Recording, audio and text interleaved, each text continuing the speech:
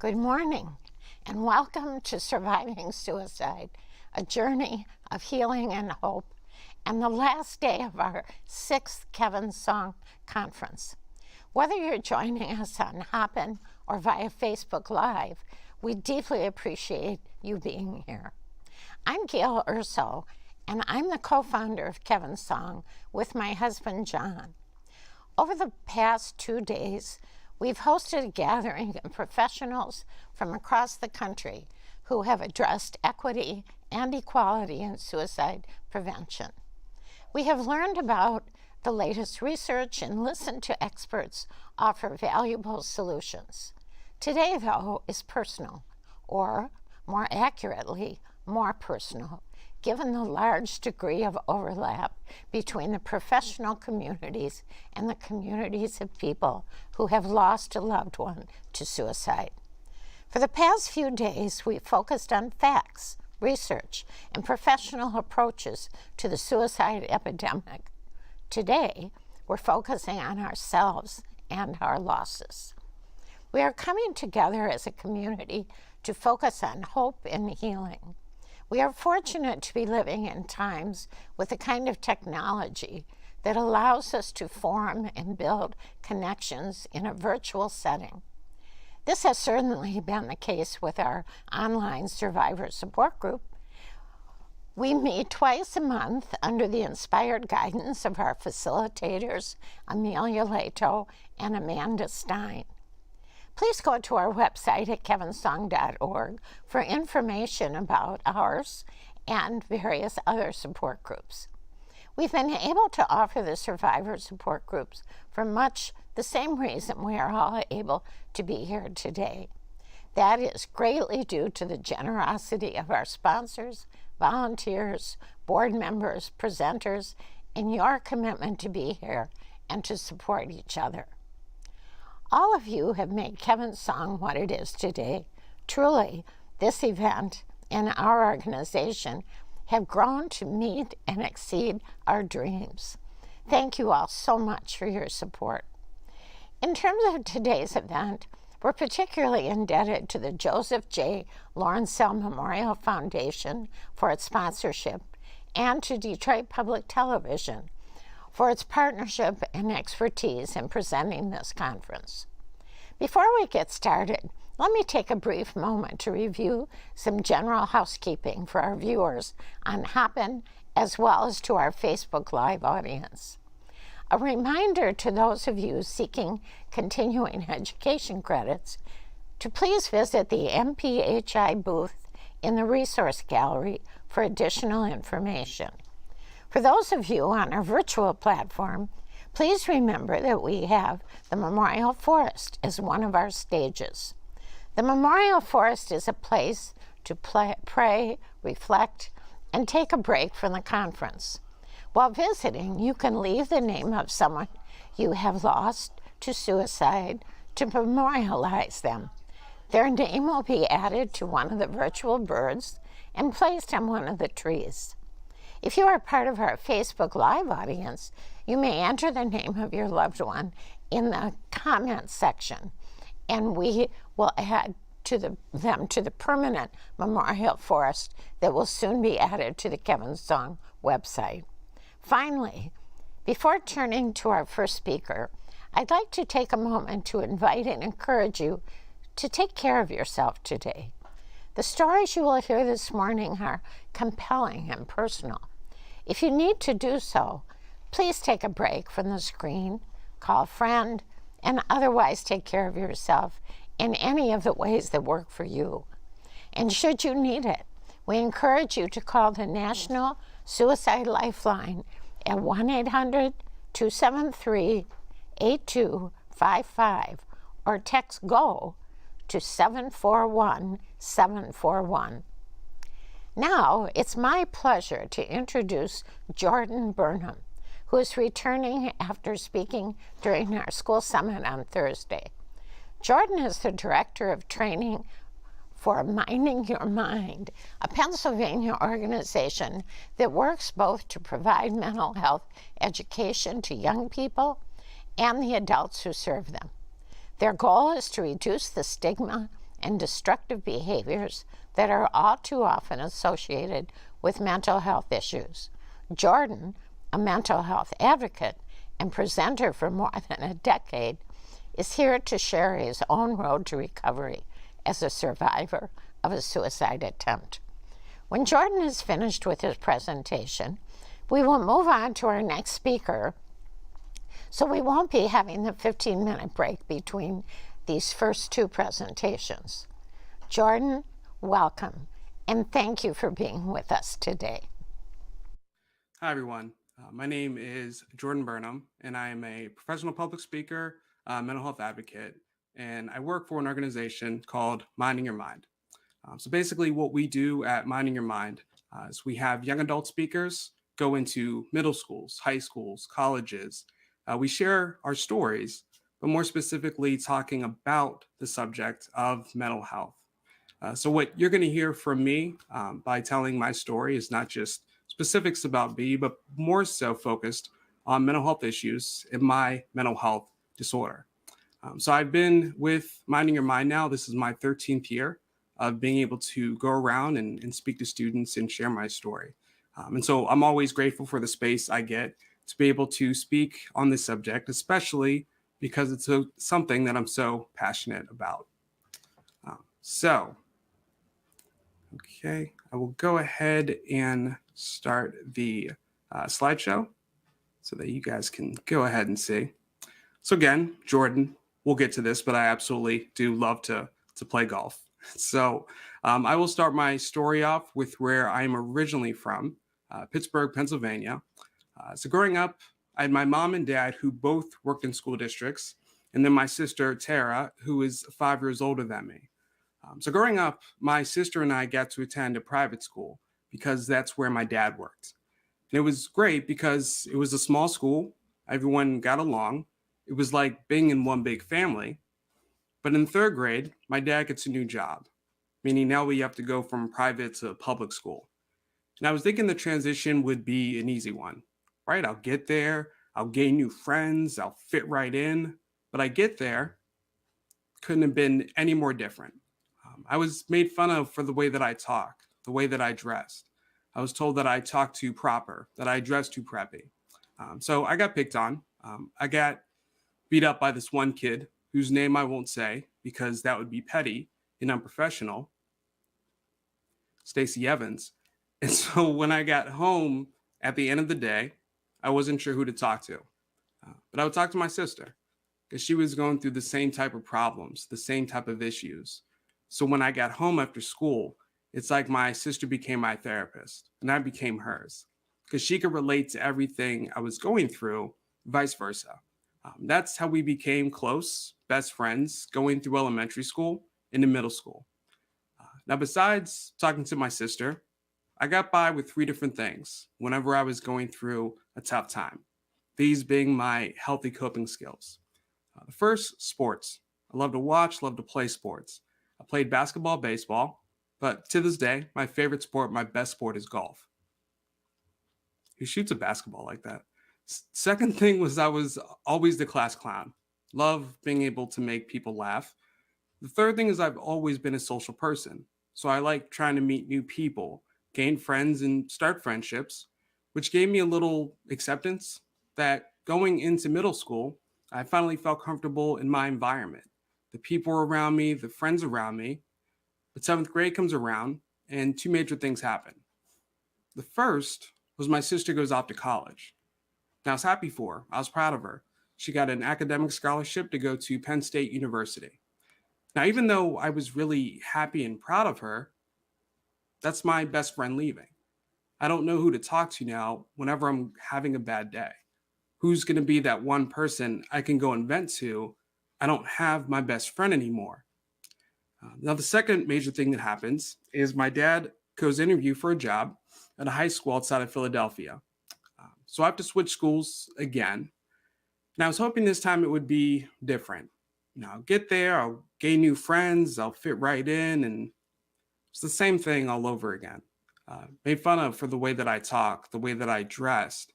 Stacey Evans wasn't there this time, but the main difference is that my sister isn't there at the end of the day to talk about what I'm going through. So this was the first time I kept any depressed, lonely thoughts to myself. I didn't talk about it. And we had a school counselor at my middle school. She had her own office. You could go there whenever you wanted. But I thought you only talked to a therapist or a counselor in an extreme situation, like someone close to you passing away or your parents going through a divorce. I didn't know I could walk into her office and just say, "Hey, I'm having a bad week. Can we please talk about it?" So I shied away from her office. But going through 7th and 8th grade, I was able to tell jokes, play sports, gain some friends. That going into 9th grade, I was voted class president, which is something I should have been really happy and proud of. But at the same time, I feel like I'm in a community, but I'm not really a part of one because I'm going to school with a mask on my face, hiding the fact that I feel depressed, I feel lonely, and I feel like I don't belong. I'm going to school with fake smiles, fake laughs. So I figured the people around me that call themselves friends, maybe they were fake too, because they didn't understand the true me, the true Jordan, and what I was going through. But I get to high school, get to 9th grade, and 9th grade was a weird transition for me. So it was the first time I started doing a lot of different things. It was the first time I started trying to impress and please other people instead of just making myself happy. So dressing a certain way, hanging out with certain groups of people, going to parties just to fit in. 9th grade was also the first time that I started to drink. And I didn't drink just to get drunk for no reason. I drank because that was the one time me and my guy friends could talk about something real other than girls or sports. That was the first negative coping mechanism I picked up while I was in high school. Because as a guy, I would never talk about my feelings or my emotions while I was sober. I would never talk about feeling sad or feeling depressed while I was sober. But by the time we were drinking, by the time we were drunk, I thought that was the one time that it was okay to be vulnerable and just express what I was going through. So I thought that was the only way to cope or just talk about whatever I was feeling in that moment. 9th grade was also the first time that my grades started to slip. Couldn't figure out why. Why I could never pay attention in class, why I felt like I was 10 steps behind everyone else. I lacked motivation to even get up and go to school, but I couldn't figure out why. But 10th grade comes around, and that was the first time my parents said, "We think you should go see a therapist."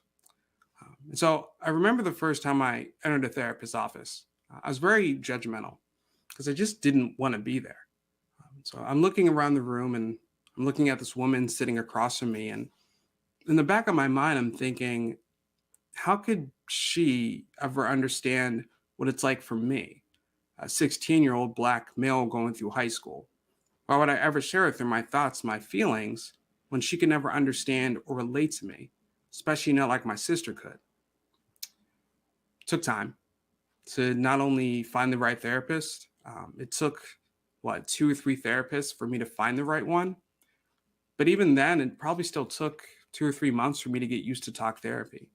Having someone help me process my mental health issues was just something I wasn't used to, especially at the age of 16. But that year, 10th grade, I was diagnosed with depression.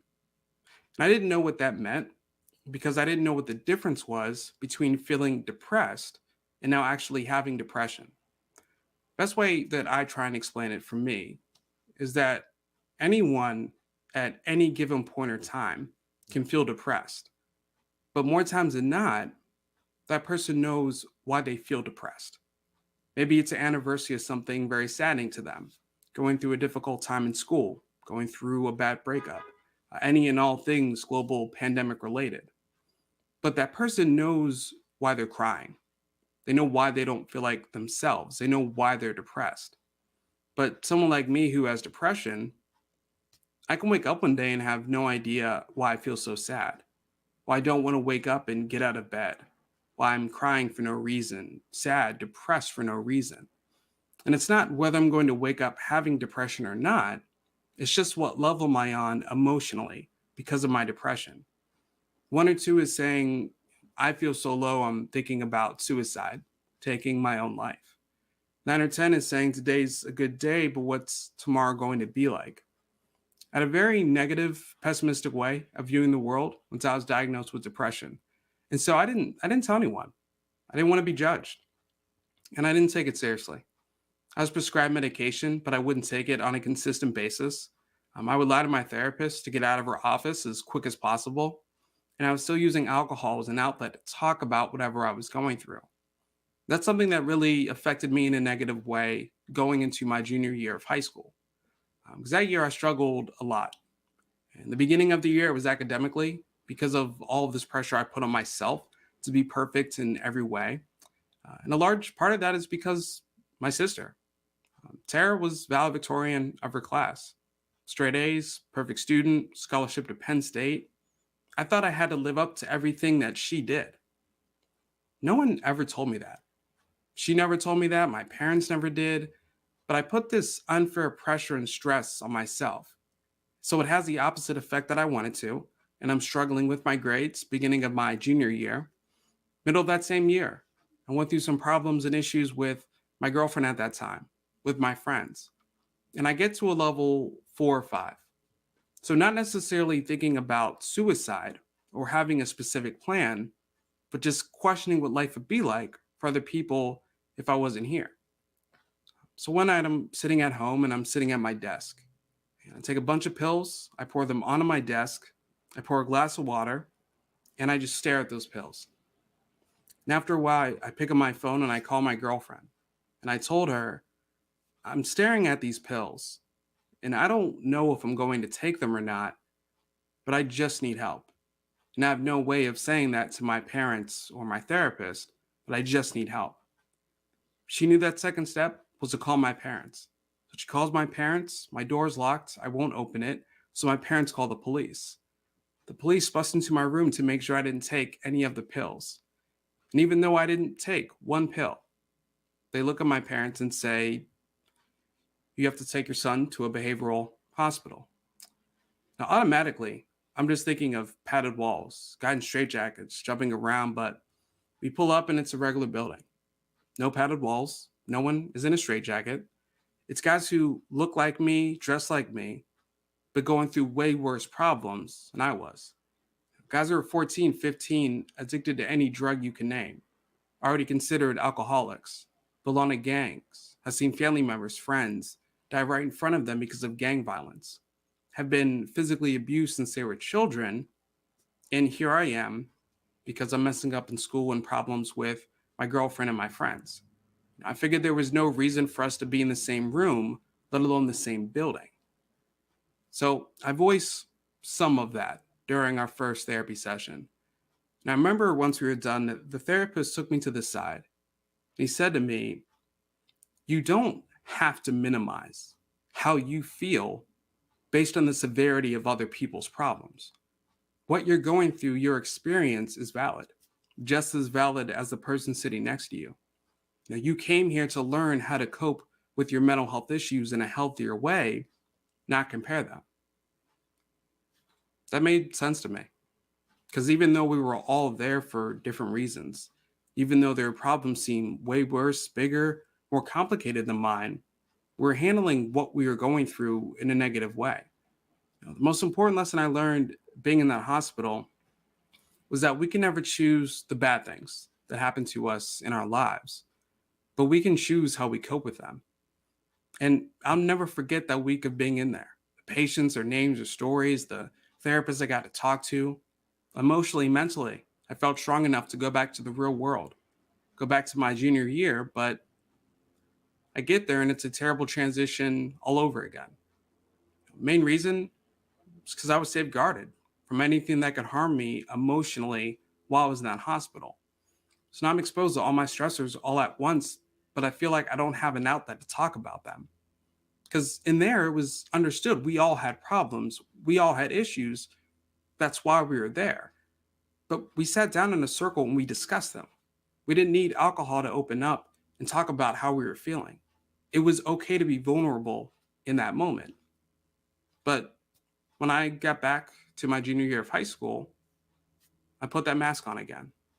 And I just figured no one would understand and no one cares. And so I fell right back into that mist of depression, saying, why talk about how I feel? No one truly understands me. When there are people in there, I could tell some of my deepest secrets too, that I couldn't even tell some of my best friends that I'd known for years. My junior year was also the first two times I got caught drinking by my parents. And right before my senior year started, my parents went off on a trip. I throw a party for me and my friends. We're drinking, we get drunk. Party gets busted by the police, and I have to call my dad to tell him what happened.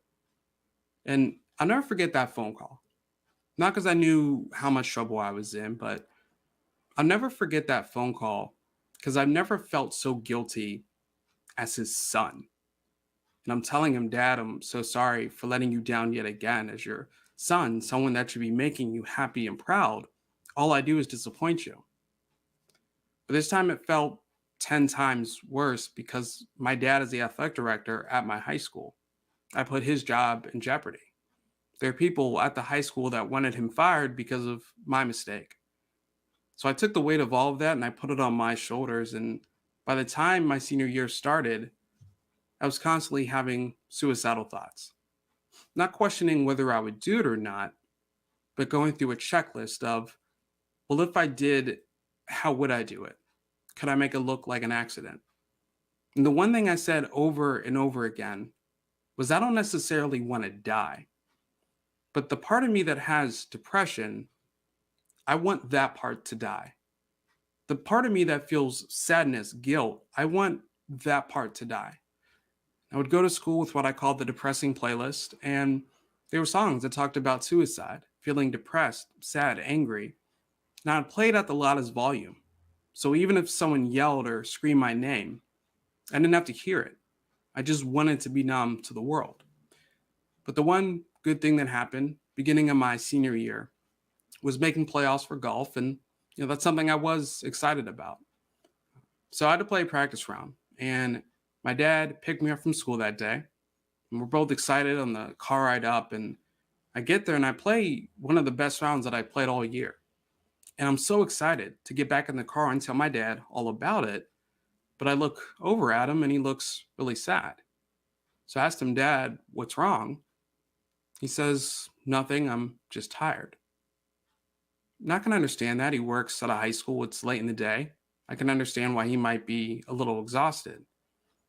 So we get home and I reminded him, Dad, my car's at school. We have to go pick it up. He said, no, just go upstairs. Mom's waiting for you.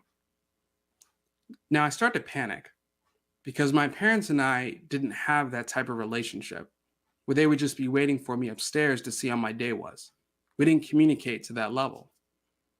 So I get upstairs, I look at my mom, she's on the couch, and she looks like she's about to cry. So I asked her, Mom, what's wrong?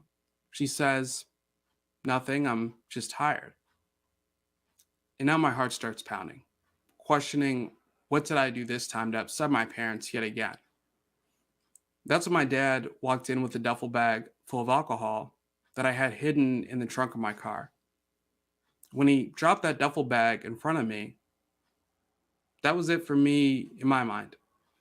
Because here I am, their son, and all I do is disappoint them, make them angry, upset. I can tell by the expression on their faces. They don't even want me to be their son anymore. What's the point in being here? If I can't make my mom, my dad, my sister, if I can't make anyone happy, what's the point in being here?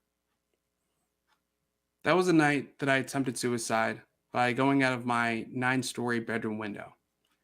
When I hit the ground 100 feet below, I broke my left fibula, I broke my left tibia, I shattered my left femur, I broke my pelvis, I broke my jaw in 4 different places, broke my left wrist, and had fractures to my skull. When I was flown to the hospital that night, I was reduced into a coma for 5 days, and I was in the ICU for 2 weeks. Still don't remember one moment of being in that ICU. But I remember when I finally came to and I realized I was in a hospital, I was just trying to figure out what's going on. First thing I noticed is this feeding tube going down my nose. I touch my throat, there's this tube, this trach in my throat, so I can't talk. I literally have no voice. steel rods coming out of my left leg. My left wrist is wrapped up like I'm about to go into a boxing match. IV in my arm, hooked up to 3 different monitors, and I have no idea why I'm there. To this day, I don't remember going out my window. I remember everything else leading up to that event. I remember my physics class that morning. I remember every hole of golfing that day, the car ride home with my dad, but going out the window, I just don't remember. And this was impulsive. I didn't plan my suicide attempt. That was a Friday that started out just like any other Friday of high school. I didn't wake up that morning thinking, this is the day I'm going to attempt suicide. But for whatever reason, when my dad dropped that duffel bag full of alcohol, there was something in my brain saying, I don't belong here anymore. Now, the doctors at the hospital wanted to see if I would remember it on my own. So no one was allowed to tell me what happened. But one night, my sister's visiting, and to this day, Tara and I remain very close, best friends. So I knew if there was one person that would tell me what happened, and be honest, it was her. So one night, it's just us to my hospital room, and I look over at her and I mouth to her. Because of the trick, I couldn't talk for 2.5 months. So I mouthed to her what happened. She looks at me, she starts to get teary eyed, and she says, "You went out of your window." And there were so many thoughts and questions in my head, but the first is, that's impossible. I wouldn't survive a 9-story fall. Even if I did, how drunk was I to accidentally go out my window? Did someone drug me, push me out of my window? What happened? She said no one was in the room. You were completely sober. The words in the thought suicide attempt didn't even come into my head at this point. Because, yeah, I knew I had thoughts of not wanting to be here, questioning what life would be like for other people if I wasn't here. But I never thought I would go through with those emotions, with those feelings. Now I have to lay in this hospital bed with no one else to blame but myself for something I went through with. But during the time I was in the hospital, my dad gets an email from a reporter from the Philadelphia Inquirer newspaper asking if he could interview me. So my first person my dad talks to is my mom, and my mom said no to this original interview. She thought it was too soon, something I may regret later down the line in life. My therapist at that time thought it was a terrible idea, but ultimately they left it up to me. Now, I remember when my dad walked into my hospital room and he starts describing this guy, Mike Vitez, a reporter, as a nice guy. And finally, he gets around to it and he asked me if I would do this interview, if I would tell my story for the first time. And I said yes almost immediately within that first conversation.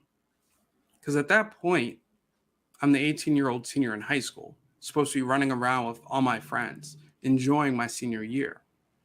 But at that point, I'm the 18-year-old senior in high school, and I'm down to 80 pounds. I can't move. I can't talk. I've been told by doctor after doctor that I would never walk again, that I would never get out of a hospital bed. But I figured by literally spelling out every single word of that interview on an alphabet chart, people on the outside of the hospital can touch the words I don't have a voice to say. So whoever reads this article, whoever hears about this story, is never in the position that I'm at right now, lying in this hospital bed. And when the story came out in January of 2008, it was incredible to hear feedback from people who thanked my family for sharing this story. But at the same time, it's not how I pictured spending my senior year of high school. And even though I was able to graduate on time with the rest of my class and even walk at graduation using a walker, I'm always honest in saying it's still tough to look back at that senior year, knowing that's something I can never get back due to the repercussions of my suicide attempt. But it's been just over 14 years since this happened, and the obvious question is, how am I doing today? I feel great doing what I am today. I absolutely love my job. I don't think there's been a more rewarding experience over the last 13 years than being able to go around and speak on this subject in hopes to make a difference, in hopes to inspire others to share their stories. My my wife, she actually came to one of the last presentations I did in person before everything got shut down. She came to one of my in-person presentations, and she gave this one suggestion that I should include my 2 coworkers that I get to work next to every single day now. So the first is Lily. Lily is the OG of the family. She is 10. Her birthday was just the other week. The cake was great. She didn't get any, but Lily, she's probably my favorite to work next to because she's either doing this where she's being really supportive in terms of pitching some jokes or sometimes just giving some lines, or she's doing what she is right now, which is snoring. And I really hope the microphone isn't picking that up. And then on the right here, we have little Penny, whose ears just perked up. Penny is a ball of energy. I love working next to her and her just stepping on the keyboard and everything. So it's been wonderful being able to work next to these two. They're great for not only my mental health, but also, again, just pitching a lot of jokes and moving on.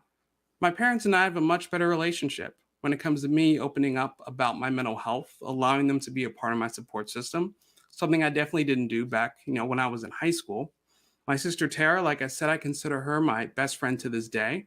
And thanks to her and her husband Dan, we now have my niece, little Madison over here, who's 6, going on 16, and then little Hudson, just turned 3 this past year. So all of these things I'm incredibly grateful for, whether it's my job, my wife, and our 2 lovely cats, my family, the support system that I have today. But I still have to take care of my mental health, just like anyone else. I always say it's not like depression's a cold that goes away after a couple weeks after taking some medicine and seeing a doctor. It's still something I deal and cope with, but deal and cope with in a much better way. I'll always be in recovery. I'll never be recovered from the suicide attempts. I'll always be in recovery emotionally, mentally, physically from this. But there are a lot of things that I do to cope with my mental health on a day-to-day basis.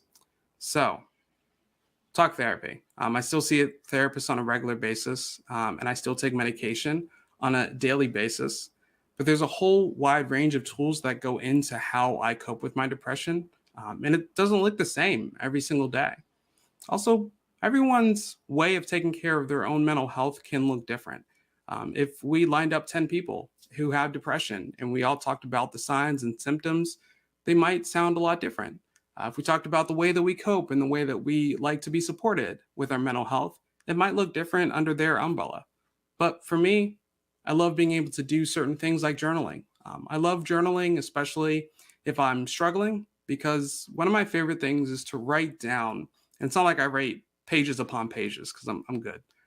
Usually it's just a short paragraph of here's what happened today and here's where I am, scale of 1 to 10.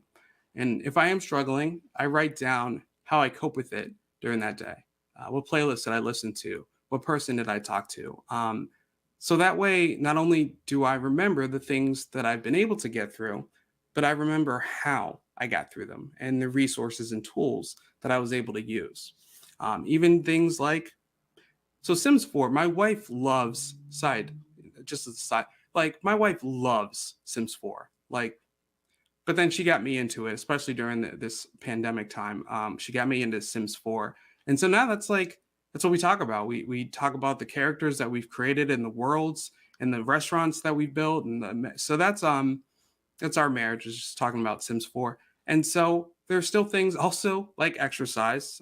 Do I exercise as much as I would like to? No, but I still try and go for 5 to 10 minute walks. I am able to walk today. There are some limitations because of the injuries, but I'm grateful to have that part of it too, being able to exercise. Meditation, I just start my day with a 5-minute meditation. Love listening, of course, podcasts, all different types of podcasts. But so the listening to rap music, so I guess we live in an apartment complex and playing loud music gets heard. Like people can hear, if you're playing it entirely too loud, people can hear it. So during this time, whenever I'm presenting from home, there are times where I present in the morning. It's like 7:30 or 8 o'clock in the morning. And I try and get the type of energy that I would if I was driving and listening to music on the way there.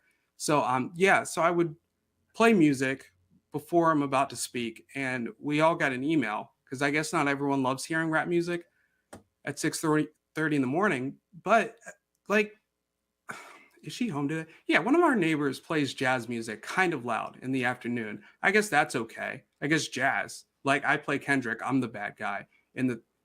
Sorry. But listening to not only rap music, but all different types of music, depending on the mood that I'm in. Music is one of the best things I love, especially on the days where I'm struggling, to get me out of bed, give me energy. Obviously, I can't do it too early, but all these things go into how I cope on a daily basis. Has it been a smooth ride since the suicide attempt?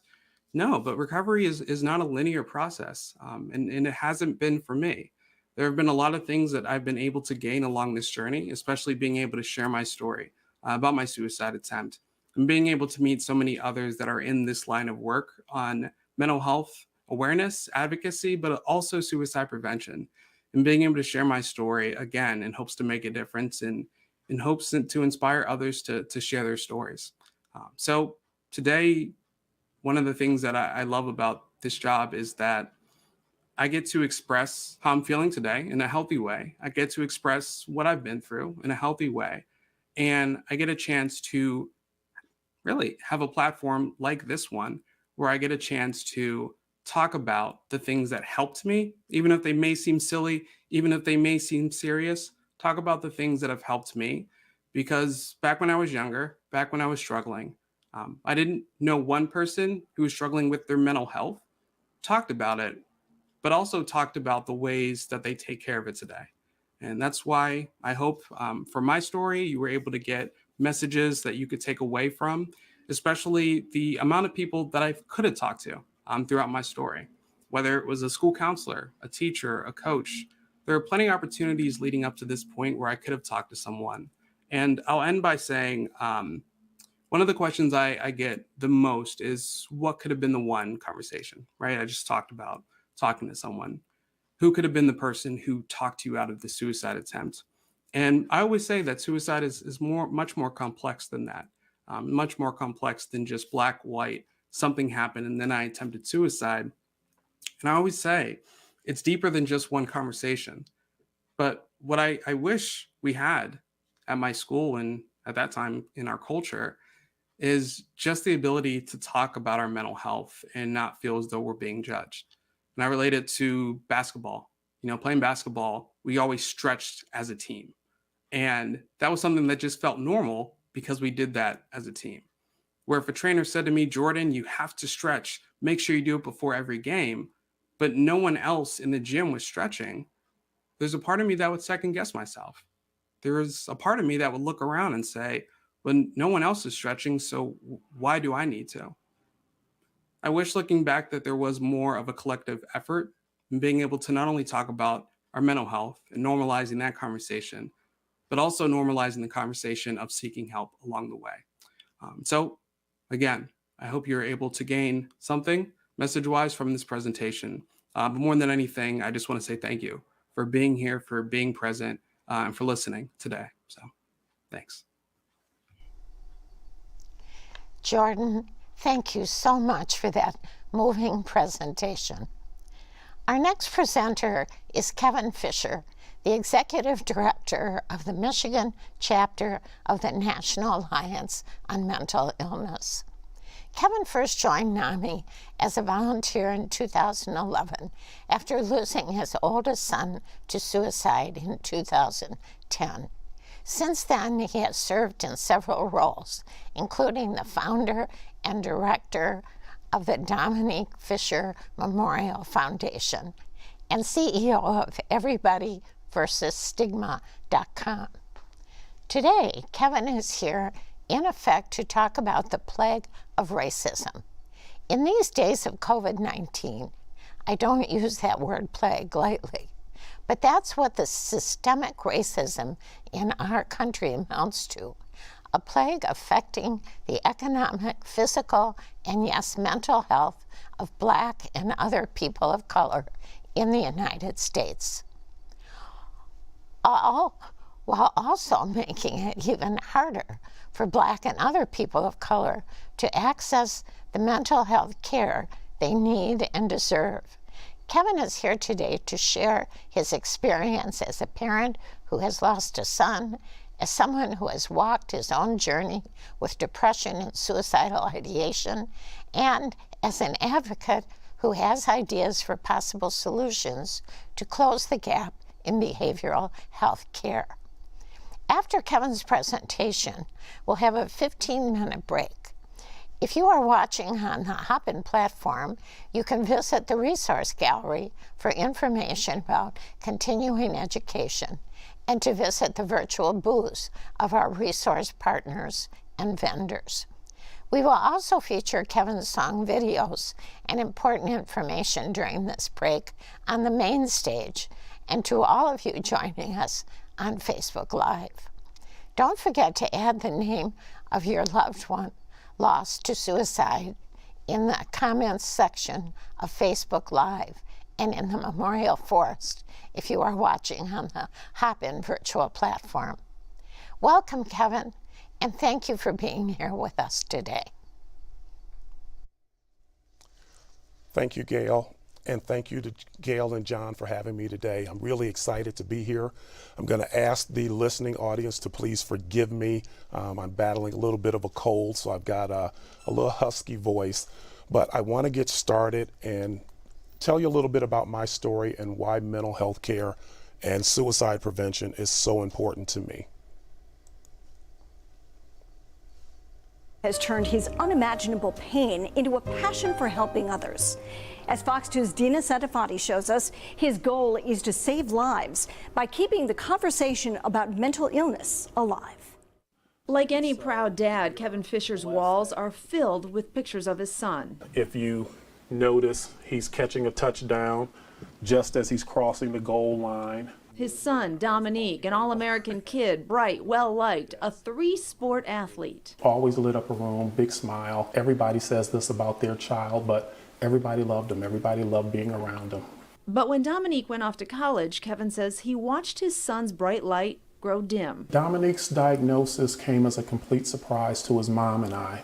His mom and I had divorced about a year prior in 2006. Dominique was away at John Carroll University his sophomore year and playing football, and from what we knew, doing very well.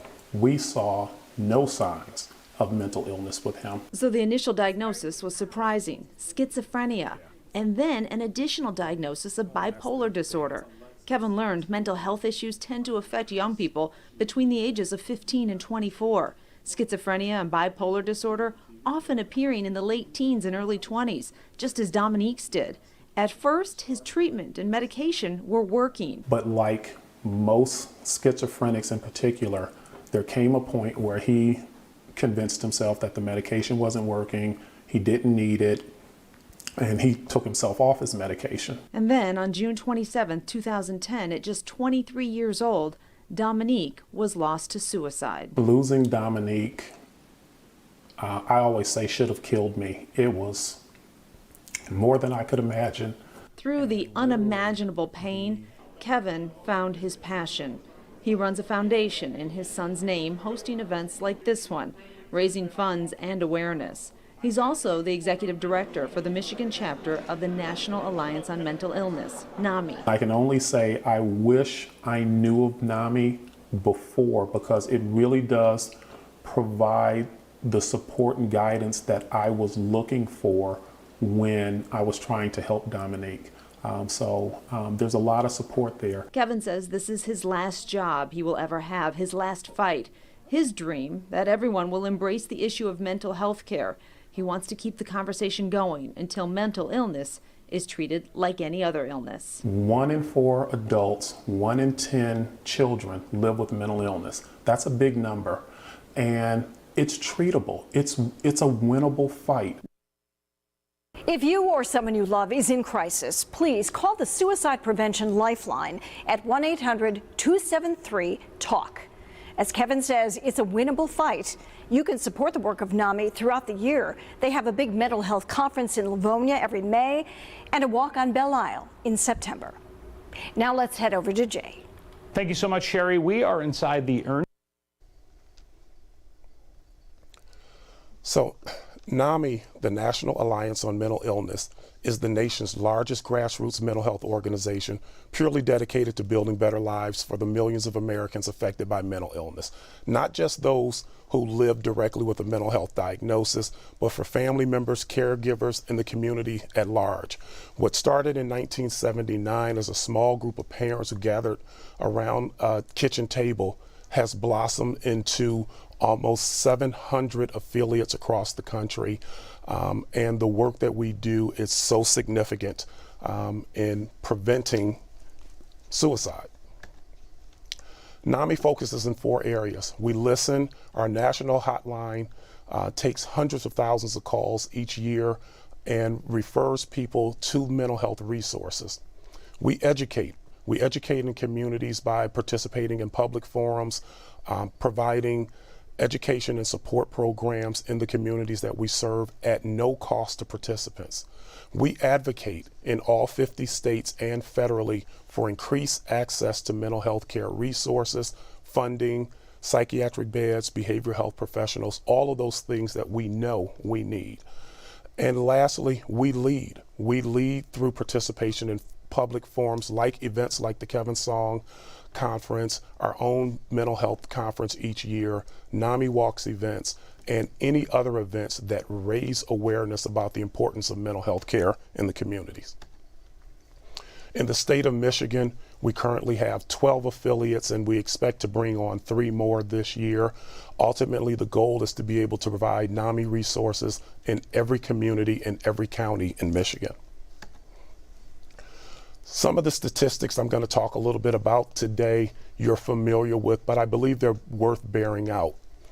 50% of all lifetime cases of mental illness onsets by the age of 14, 75% by the age of 24.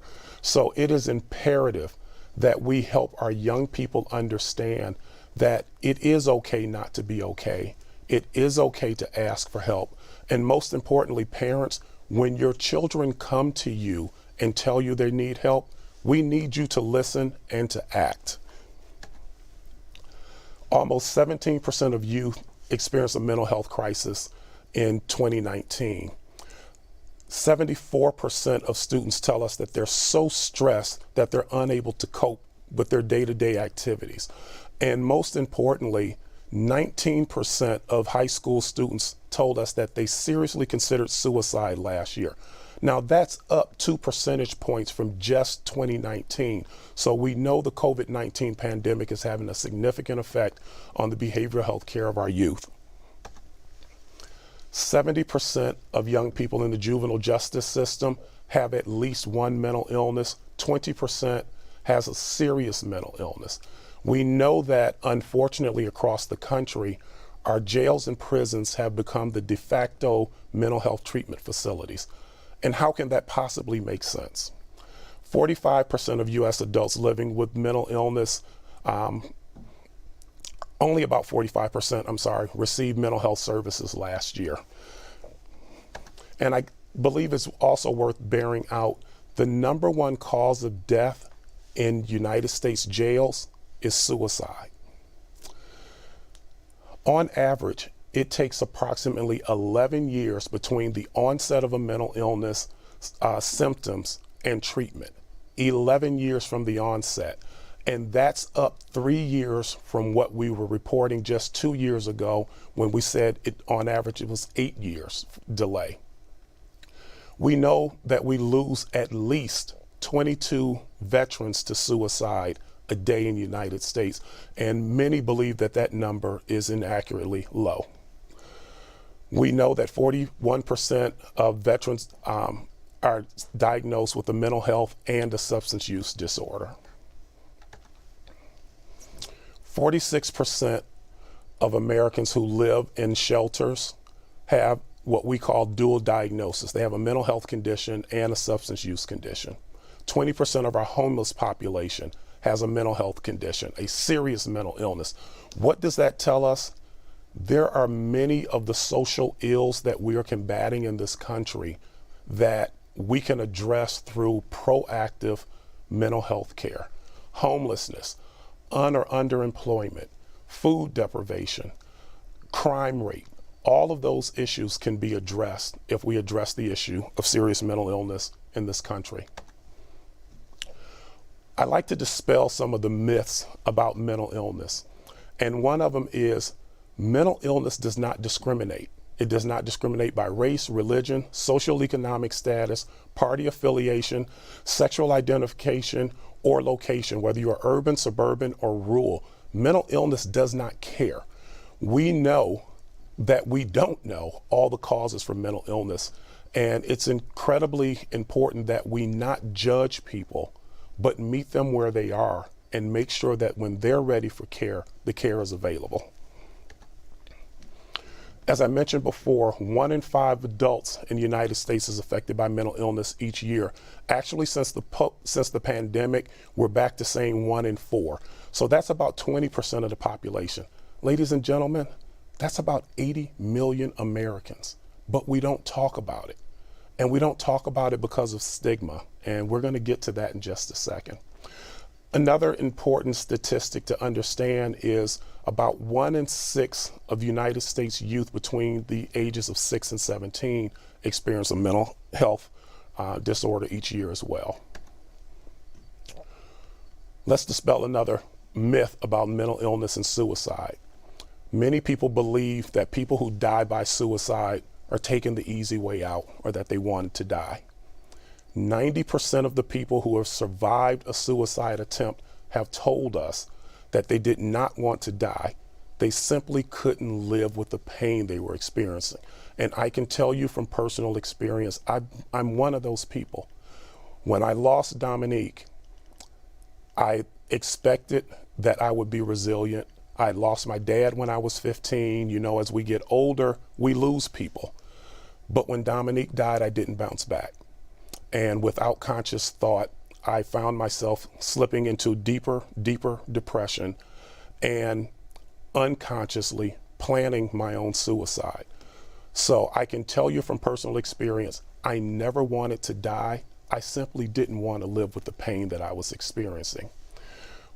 I can't say this forcefully enough. Proactive mental health care is suicide prevention. We have to stop being a reactive society when it comes to the treatment of mental illness. We have to encourage people to get the help that they need. And ultimately, that not only improves the quality of life, it saves lives. We know that suicide continues to be the second leading cause of death for young people in the United States between the ages of 10 and 34. That has been a constant for many, many years. But what we also know is that there are still many places, school districts, places of worship, that don't want to have the conversation about proactive mental health care and suicide prevention. Many believe that if we have the conversation, it will somehow encourage young people in particular to act on suicidal thoughts. Ladies and gentlemen, this is a consistent number and has been for many years. We're not planting the seed that will induce people to consider suicide when it's been the second leading cause of death for more than a decade. In the United States, most people would be surprised to know that we lose 2.5 times more people to suicide each year than we do the homicide. But when you turn on your 6 o'clock news every day, what do you hear? Latest homicide numbers in your community. We can do better. We have to do better.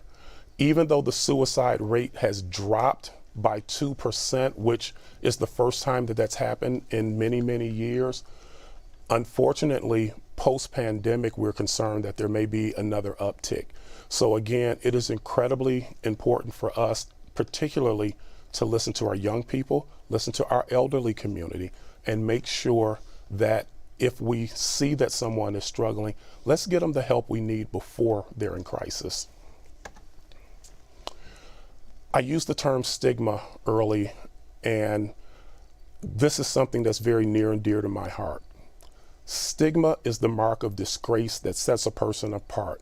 It's making a person feel less than, making them feel weaker, making them feel ashamed of something they have no control over.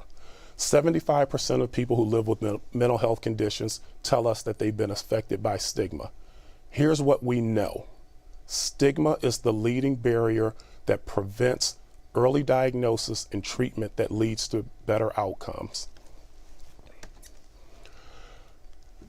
I mentioned before that mental illness does not discriminate. Suicide does not discriminate. Well, neither does stigma. Stigma affects us all. However, stigma does vary by community and culture, and we're going to talk a little bit about that. Stigma killed my son. While Dominique died by suicide, when Dominique was in treatment and taking his medication and going to therapy, Dominique was doing well. When Dominique went back to school and was around his friends and teammates, he didn't want people to know that he was taking medication or that he had to go to therapy. So he stopped. And each time Dominique stopped participating in his treatment plan, Dominique would spiral down and experience a crisis and have to be hospitalized again, and we'd start all over. Stigma killed my son. Since 2020, I'm really pleased that the United States is finally reckoning with the fact that that racism is a public health crisis. While the rates of mental illness in African American communities are similar to those in the general population, disparities do exist in regard to mental health care services. African Americans often receive poor quality of care and lack of access to culturally competent care. Compared with non-Hispanic whites, African Americans with mental illness have a lower rate of mental health services use, including prescription medications, outpatient services, but a higher rate of inpatient services. What does that mean? What is that telling us? We're not receiving proactive service. We're receiving mental health care in the emergency rooms and in the jails and prisons. While there's much we need to do to address racism in this country, we must not forget the importance of mental health as we do so.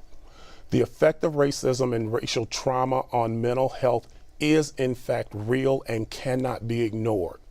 The disparity in access to mental health care in communities of color cannot be ignored. The inequity in lack of culturally competency in mental health treatment cannot be ignored. We have to understand, as I've learned over the last decade, that people like to receive treatment by somebody who looks like them. When I'm in schools, I recognize that our kids like to hear from kids. When I'm working with law enforcement, I realize that law enforcement officers like to hear from law enforcement officers. Veterans like to hear from veterans. We have to understand and accept the fact that there is a need for culturally competent care in the United States. What happens at the intersection of mental health and one's experience as a member of the Black community? While the experience of being Black in America varies tremendously, there are shared cultural factors that play a role in helping define mental health and supporting well-being, resilience, and healing. Part of this shared cultural experience is family connections, values, expressions through spirituality and music, reliance on community and religious networks. All of these are enriching and can be, and I stress can be, a great source of strength and support. However, another part of these shared experience is facing racism, discrimination, and inequality that can significantly affect a person's mental health. I can tell you, as a Black man in America, and you see it on the news every day, being Black in America is traumatizing. Being Black in America is hurtful. We do experience racial disparities in this country, and we have to accept that they exist so we can treat them, so we can come together and grow as a nation. Being treated or perceived as less than because of the color of your skin is stressful and very traumatizing. Additionally, members of the Black community face structural challenges accessing care and the treatment that we need. Despite that need, only about a third of Black adults who need mental health treatment receive it. African Americans are less likely to receive guideline consistent care, less frequently included in research, and more likely to use emergency rooms as primary care other than mental health specialists. So, as we talked about before, in the Black community in particular, mental illness is so stigmatizing that we don't seek proactive treatment. It is only when we're in crisis and end up in the emergency rooms or jails that we receive that treatment. And I'm going to pause here to say this. While the disparities are systemic, it really cuts both ways. We in the African American community, or communities of color as a whole, have to change the way that we look at mental illness, mental health care, and suicide prevention as well. It's not always that the care is not available. It is because of the stigma within our communities sometimes that we don't seek the care that we need. Here's some recent statistics on the disparity in use of mental health treatment in the United States. Asian Americans receive mental health treatment at only about a rate of about 23% of those who need. In African American communities, we've already discussed, only about a third. Non-Hispanic mixed cultures, about 43%, and in the Latino and Hispanic community, about a third. And unfortunately, in the Arab American community, there's no good data even being reported. So we're not fairly taking into account and addressing the issues in all of the communities of color. Some of the reasons that we're not receiving that treatment is because we have less access to treatment, less likely to receive treatment, lower rates of health insurance, poor quality of care, higher levels of stigma. There are phobias and discrimination within our communities, and then there's the culturally insensitive care. Despite recent efforts to improve mental health services for African Americans and other minority groups, barriers remain regardless to access to and quality of care. Those barriers include stigma associated with mental illness. In the African American community, we don't want anybody to think we're crazy. We already live with enough stigma. There's distrust of the healthcare system. There is a lack of providers of a diverse racial and ethnic backgrounds. There's lack of culturally competent providers, and there's lack of insurance or underinsurance. And with regard to culturally competent providers, while there's a significant shortage of behavioral health care professionals in the country, obviously that is exacerbated in the African American community. If you remember before, I mentioned people like to be treated by someone who looks like them. But I want people in the communities of color to please understand this. Even though you may not have a provider who looks like you, please don't let that stop you from at least seeking care. While there is a significant need for training and to make sure we have culturally competent provider, there are some providers out there that may not look like you who are working to be understanding and empathetic and culturally competent in delivering care. So please don't let that be the barrier that prevents you from seeking help. Other common barriers include the importance of family privacy. We all grow up in a household that says, what happens in this house stays in this house. That's not always good. Lack of knowledge regarding the availability of treatment and the denial of mental health problems. We have to stop saying that, well, you know, that boy was always a little different.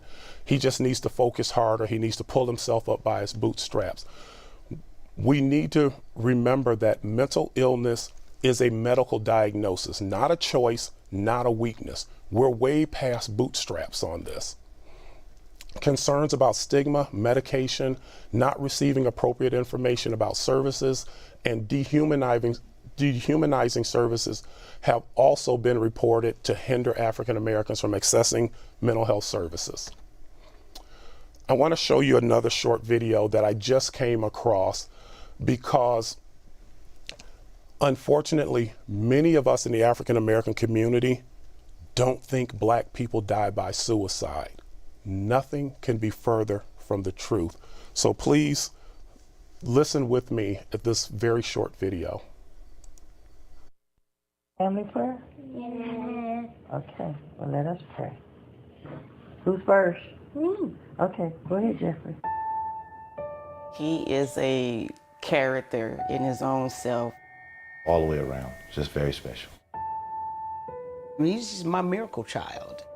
And I treated him like he was a miracle and that he was loved every single day. The only thing that he ever said he wanted to be since he was a small child, a superhero.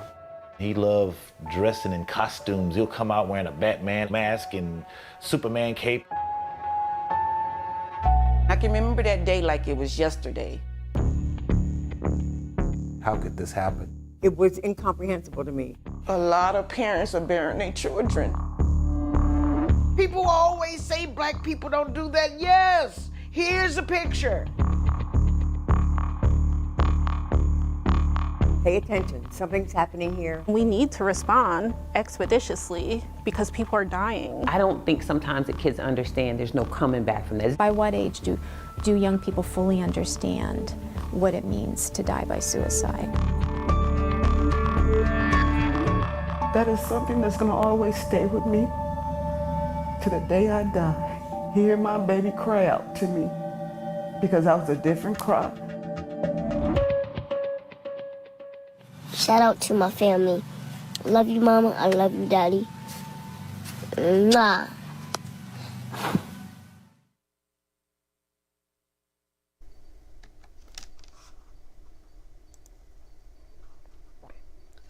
So as I mentioned before, unfortunately, many in the African American community don't believe that African Americans die by suicide. Nothing could be further from the truth. Other common barriers, we talked about this. Sorry, I went. So when a person is ready for behavioral health care treatment, whether they're experiencing depression, anxiety, or suicidal ideation, it's important that the care community receives them respectfully and honestly. A recent study showed that physician-patient communication differs between African Americans and whites. One study found that physicians were 23% more verbally dominant and engaged in 33% less patient-centered communications with African American patients versus white patients. What does that mean? As an advocate, we believe very strongly in what we call patient-centered planning and self-determination. Imagine when you finally reached a point that you recognize that you have a mental illness and you want help. And when you go to a mental health professional to seek that help, rather than talking to you about treatment options and about your dreams and goals and how you want to see your future, you're being talked at. You're being talked down to. You're being given the impression that you only have a certain amount of limited choices available to you. That is not person-centered planning. That is not self-determination. And that is dehumanizing and a barrier to people continuing to seek care.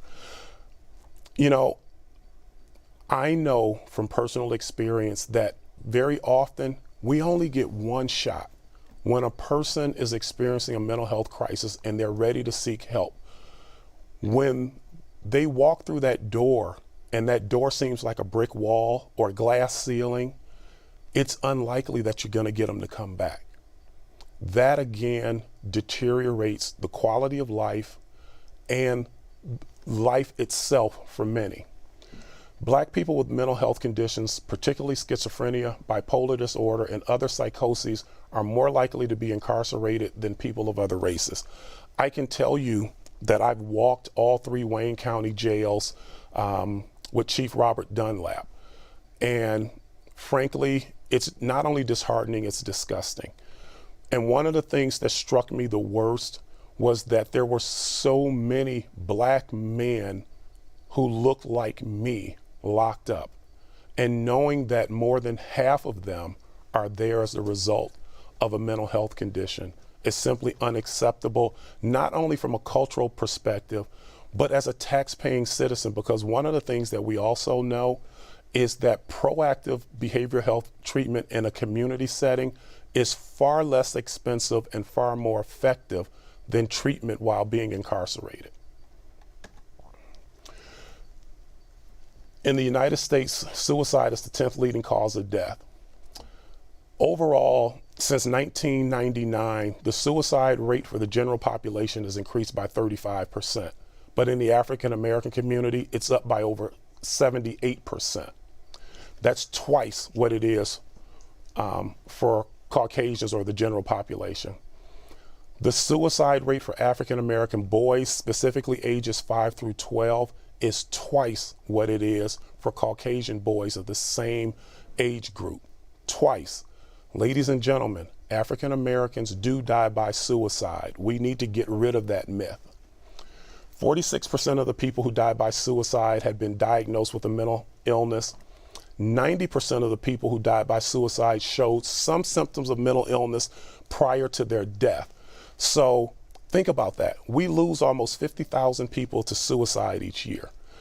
I'm a public school product, and I say that jokingly and proudly, but the math is simple. If we can save 90% of the people who die by suicide, that's 45,000 lives a year. That's significant. Though those are some really heavy statistics that we talked about, the one thing that we do know is that every year when people are ready to receive treatment and effective treatment is available to them, many people overcome mental illness and go on to live very productive and happy lives. So where do we go from here? We have to educate the entire community, but in particularly communities of color. We have to confront the reality and address systemic racial discrimination and racial disparities in behavioral health care. We have to encourage people of color to pursue careers in behavioral health care. We have to advocate in our communities of color and eliminate the stigma of mental illness. And when people of color are ready to receive behavioral health care treatment, we have to greet them with dignity and respect. We need to stop racism. We have to understand that America has a race problem, and it's traumatizing. My wife and I last year created everybodyversesstigma.com, and the intent is exactly what it says: everybody versus stigma. Stigma is the leading barrier that prevents people from seeking the help that they need. If we can overcome stigma, we can put a huge dent in the number of lives that we lose to suicide each year. This is just a list of some of the advocacy-related issues that we're addressing here in Michigan. Right now, there's a move to reimagine a diverse public behavioral health care system. Mental health parity is a real issue in the United States, and I'm really happy to see the governor call that out in her State of the State address and saying that Michigan is going to address the issue of mental health parity. Mental health parity law, federal law, was signed in 1996, but left to the states to enforce, and we need the state of Michigan to do that. These are just a couple of resources that are available to you. You can reach my office at 517-485-4049. And this is my contact information. If I can be of help or service to anyone, please contact me at kfisher@nami.org, or you can reach me at info@everybodyversesstigma.com. Again, I want to thank Gail and John Urso for the opportunity to be here today. I want to thank them for hosting yet another wonderful Kevin Song conference, and I wish us all well. Thank you.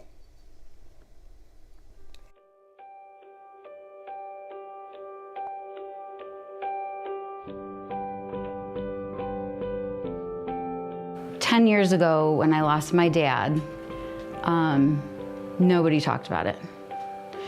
And it was a really hard time. It was a really lonely time because we all just did what we needed to do to get through it. And all I wanted to do was talk, and nobody wanted to do that. So when I found Kevin's Song, I found a place to connect with people in a safe space to talk about, my grief and just kind of my journey through this. I was introduced to Kevin's Song in March of 2017. I had the opportunity to meet with a therapist the morning after my husband suicided. She gave me the program from the 2016 conference, and I reached out to Gail and asked if there was anyone who could possibly come and speak at my husband's funeral. So Leo came to speak, and I think he brought a lot of peace to a lot of people. None of us really realized that Rick, my husband, was that ill, and so it came as a great shock to everyone. And then from that point, Gail was lovely and had called me and reached out, and I knew that I was going to need to get involved. My wife Gail and I co-founded Kevin's Song after losing our son to suicide in March of 2013. Like many of the people you'll meet during the course of this weekend, Gail and I responded to our grief by deciding to do something about the suicide epidemic. This conference is one of the results of that decision, and we're thrilled and grateful for all of us to be here this weekend. I think that there's hope. I think the more we talk about it, the more it will be addressed, and there will be hope that lives will be saved. It can feel lonely sometimes because the subject is so heavy and serious, but to get together with a conference like this and all the folks who are here to contribute, to support, to learn, it really feels like you're part of a larger picture, and that's really inspiring and motivating. As a researcher, I often go to conferences and present data, statistics, and it's very cold sometimes. And so here I have the opportunity to talk about research and best practices, but actually think about how this can be applied in the real world. As clinicians, it's one thing to know the research, but it's another thing to experience the life experience. And so we've been able to marry those two in a way that I think people find valuable. Caring matters a lot. Caring about one another matters a lot. Small doses of caring about one another can take somebody from a catastrophic level of risk down a notch or two. And that can be the difference between life and death.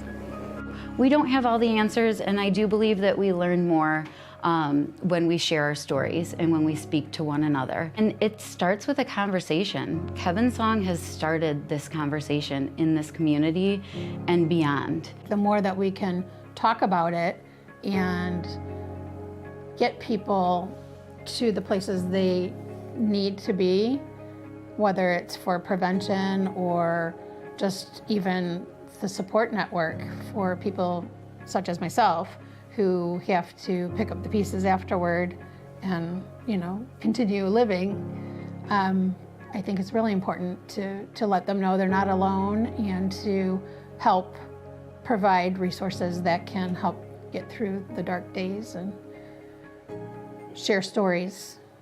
And I believe the more people know, the better they are aware of picking up on the signs that you may notice in somebody that you love, that you may notice in your neighbor or your neighbor's kids or your kids' friends. And I think if we are all aware of what to look for and we're kind of like all eyes on deck, that we can create a community where we're looking out for each other.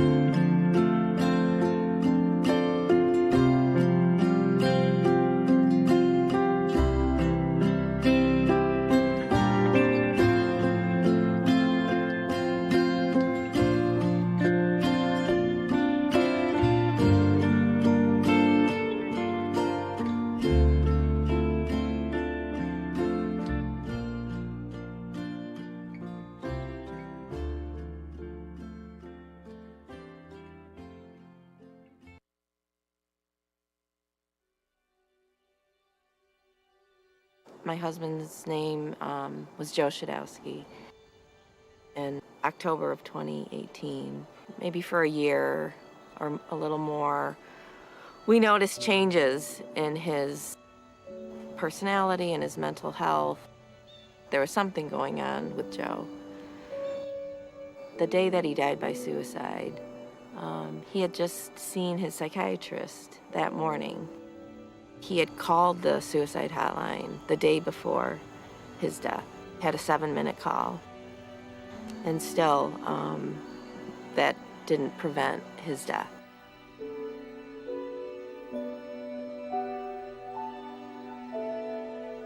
After my sister died, I learned a lot about the topic of suicide. From what I read and what I learned, I really understood her more and understood what happened.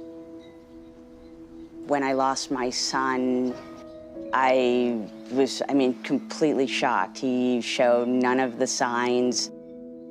Zach was very successful in school. He had tons of friends. He was really well liked in this community.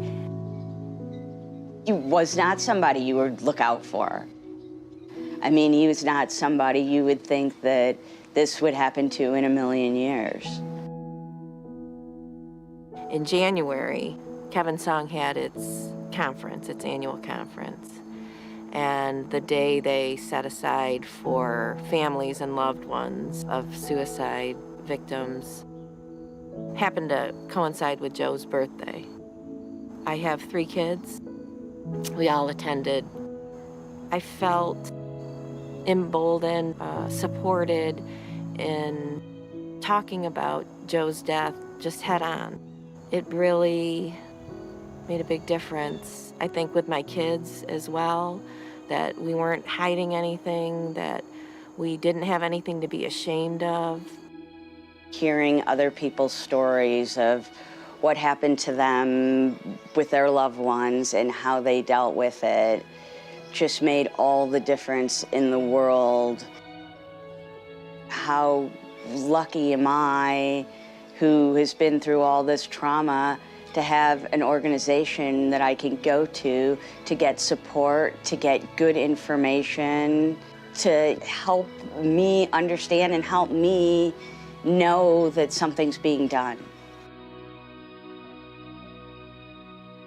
I've just felt the support of Kevin Song from the earliest days of my personal tragedy. Nobody can tell a story about Zach without smiling and laughing.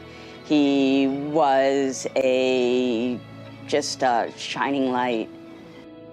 At bottom, what I wish I could have said to Joe, and it's just that,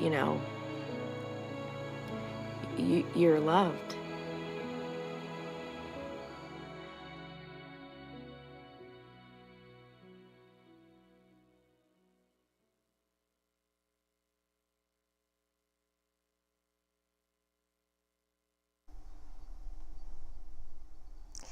Welcome back.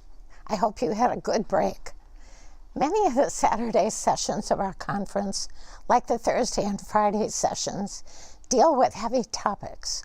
That's the nature of what we're here to do, to help professionals share information in their struggle to end suicide, and on Saturdays in particular, to support each other. Whether we've lost a loved one to suicide, we've struggled with mental health crises and suicidal ideation, or attempts ourselves, or both. But while our topics are heavy, and our goal is to provide hope, and with this presentation of the 2nd annual Kevin Song Saving a Life Award to celebrate those who make that hope easier. The award is part of the Kevin Song Annual Conference and is presented to an individual or individuals who have exemplified dedicated service to the community and a commitment to suicide prevention and intervention in an effort to save lives.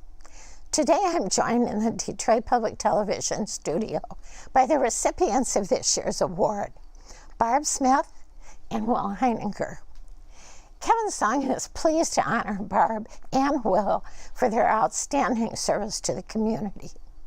Barb is the founder and executive director of the Barb Smith Suicide Resource and Response Network, a grassroots organization that has been serving Michigan and beyond since 1989.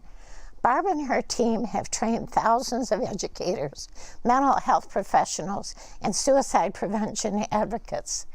The network also supports others whose lives have been impacted by suicide by sponsoring support groups, training local outreach suicide survivor teams, and hosting special events, including a Depression and Survivors of Suicide Awareness 5K walk that's attended by over 3,000 participants every year. Barb herself joins law enforcement officers to visit people during one of the most, if not the most, difficult times of their lives, being informed that a loved one has lost their life to suicide. In 2020, Barb was appointed to the Michigan Suicide Prevention Commission as co-chair of the Michigan Department of Health and Human Services Postvention Suicide Recommendation Committee for the state of Michigan, and as an advisor for Kevin Song, where her generosity with her time and expertise is a huge gift to us. She is yet another person whose life has been marked by suicide, in this case, the loss of her brother, John, and who found the inner strength to use her own experience to bring help and hope to others. You'll hear from Barb in her keynote address right after the presentation of this award, and you'll have an opportunity to learn something about her that our board and volunteers at Kevin Song already know. Just what a powerful and positive impact Barb has had on countless lives she has touched across our state and beyond. Congratulations, Barb. We're thrilled to give you this award. Thank you. And I'm honored to receive it on behalf of all the families that I've cared for. All the families that I cared for, and for my family and my husband and all the volunteers who make our network as powerful as we are and the work that we do. I know that I don't accept this just for myself. I have to accept it for all those who allowed me to come into their life and to let me walk with them on their journey, to trust me with their most painful situation or life experience that they can have. So this isn't just about me, but it's all the people who have lost someone too soon. And I want to thank Kevin Song for choosing me. I know there were hundreds of people around the state of Michigan, really, who could equally receive this as much as myself, but choosing me just empowers me to encourage me to do more of the work that I'm doing, and to be sure that we all do this together, because it takes more than just one person, as you know, but we create a safety net and a caring community by each of us doing our part. So thank you. Thank you. Thank you. Thank you. Our second honoree, Will Heininger, reminds us that even those people who seem to have it all can and do, like us, frequently struggle with their mental health. In Will's case, after experiencing a mental health crisis while playing football with the University of Michigan, he went on to become a passionate advocate for the mental health of student athletes and other young people across the country. Today, Will serves as the outreach coordinator for the Eisenberg Family Depression Center at the University of Michigan.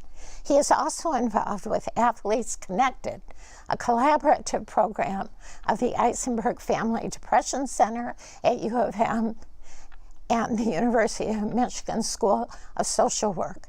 He is also involved with the peer-to-peer program at the University of Michigan. Will has appeared in 2 documentary films produced by Kevin Song, We Need to Talk and Singing Kevin's Song. Both are available on our website at kevinsong.org, and I recommend that you view both. As many of us know, the ability and willingness to share our weakness and vulnerability with others is a mark of true strength and courage. That can be a difficult lesson to learn at any age, but imagine learning and living that lesson after being surrounded by the tough guy culture of college football. We're deeply impressed that Will's courage didn't stop with taking on the many daunting challenges involved in addressing his mental health. Instead, he has gone on to share his personal story with educators, athletes, medical personnel, and support staff across the country. Will's courage is the reason we're honoring him today. Congratulations, Will. Thanks. Thank you. Thank you. Well, as Barb said, I don't just accept this for myself, but I do want to thank the people, the many people, including you and Barb, who helped me get into this work. And one of the most gratifying parts about this work we talk about is the ripple effect, right? And that when you help educate others about mental health, that spreads far and wide. And I've been a part of that on both ends. So really a lot of gratitude to the people who have helped get me into this space, to the students and really anybody who has let me know that this work is important to them. And especially want to thank my colleagues at the Eisenberg Family Depression Center on the outreach and education team, Stephanie and Lizelle Salazar and Taylor Paul, and even Jeremy Fallis, although he's recently moved to another department. They really I couldn't do this without them. I wouldn't be here without them. And just the amount of good mental health work that we're putting into the community is something that I'm proud of and proud to be a part of that team. So thank you for recognizing that. Well, thank you. Thank you.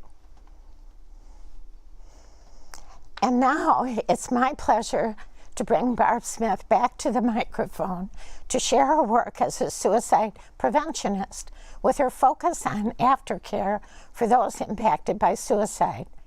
Barb will use research, case stories, and her personal experience and humor to guide you through a suicide grief journey. When Barb is finished, we'll have another 15-minute break before we hear from our survivor panel. If you are watching on the Hopin virtual platform and you haven't done so, this might be a good time to visit the Resource Gallery or Memorial Forest, both of which will close after the conclusion of our survivor panel. For those joining us live on Facebook, we will be featuring another Kevin Song video, as well as a video for a new statewide suicide prevention coalition with one voice. During this time, we will also share information about where you can find survivor support groups around the state of Michigan.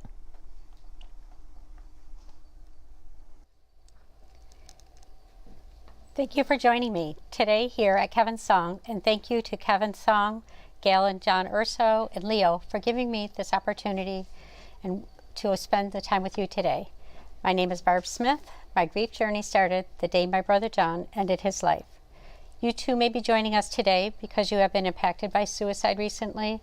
Maybe you traveled this journey for a while, or possibly want to learn more about how to support a survivor of suicide loss. Whatever brought you here today, thank you for being here with me. If today's presentation triggers some emotions where you might need to talk with someone, please know you can call the 24-hour crisis lines or text line at 1-800-273-TALK or the text line 741-741, and it will be showing throughout this presentation today. As I talk about a journey through suicide grief, know that everyone's grief journey is different and unique. No two travels are the same. Just like road trips, there's twists and turns, roadblocks. Some people may have been more prepared than others who have had different experiences. For some, your experiences will be more difficult than others. Losing someone to suicide can be devastating. I've learned over the years to not compare grief or set an expectation or assume we know how each other feels. Although, just like myself, you may have lost someone to suicide, but the relationship we lost is personal. We can understand much of what you're going through, however, we do not walk in your shoes. It is my hope you hear something from me today that resonates with you. Maybe you can use my experience or some of my experiences I will share in the working with survivors of suicide loss to bring hope and some understanding. I come to you with over 30 years experience as an advocate for suicide prevention and postvention. Much of what I'm going to hear today will include my personal story, my experiences with the families I've supported, and the hundreds of experts I've had the honor of learning from over the years. The day my brother John died is the day my journey began. I knew his death was going to change me, but it was not going to destroy me. I traveled a journey I never wanted to travel. I met people I would have never met. In our support group, we have a saying that this is a club no one ever wanted or expected to join. I know I can't change what happened, but I can change how I live because it happened, and hopefully change the outcome for others. When I talk about survivors today, I'm referring to people who have been impacted by suicide. Working with survivors, many feel alone in the days and weeks following the death, but we know we're not alone. Dr. Julie Sorrell did a study and found that for every suicide death, there are between 15 and 30 people severely affected by each suicide and 135 exposed. So what that means is in 2020, with an estimated 44,834 people dying from suicide and using the estimated number of about 20 people who were affected, that means there were approximately 900,000 people severely affected in the United States. In that same year, Michigan lost 1,282 people to suicide, therefore leaving 25,000 families and friends, community members, and now survivors of suicide loss. We're not as alone as we once thought we were. When we talk about postvention, some of you may have heard the word. Postvention is a term we use in response to a suicide death. We know that postvention is prevention. When we respond to a suicide in a helpful way, and sometimes in an organized way, we can decrease the potential for further suicides and minimize the trauma and the intensity of the impact.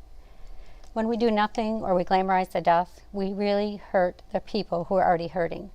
My hope is you will learn something today that will help you have a better understanding of the impact a suicide death can have on the families and the communities.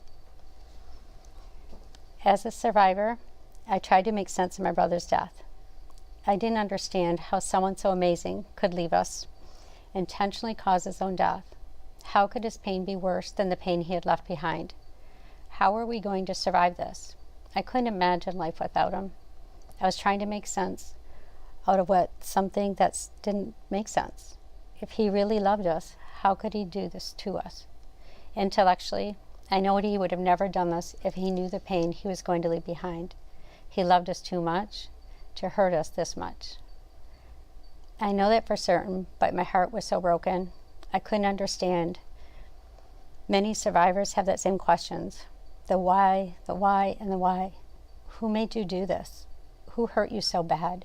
What was so bad in your life that death was your only way out? Why didn't you come to me? Why did you call? Those questions kept ruminating over and over. Until I didn't need to ask it, it feels like if we had an answer, it would ease the pain.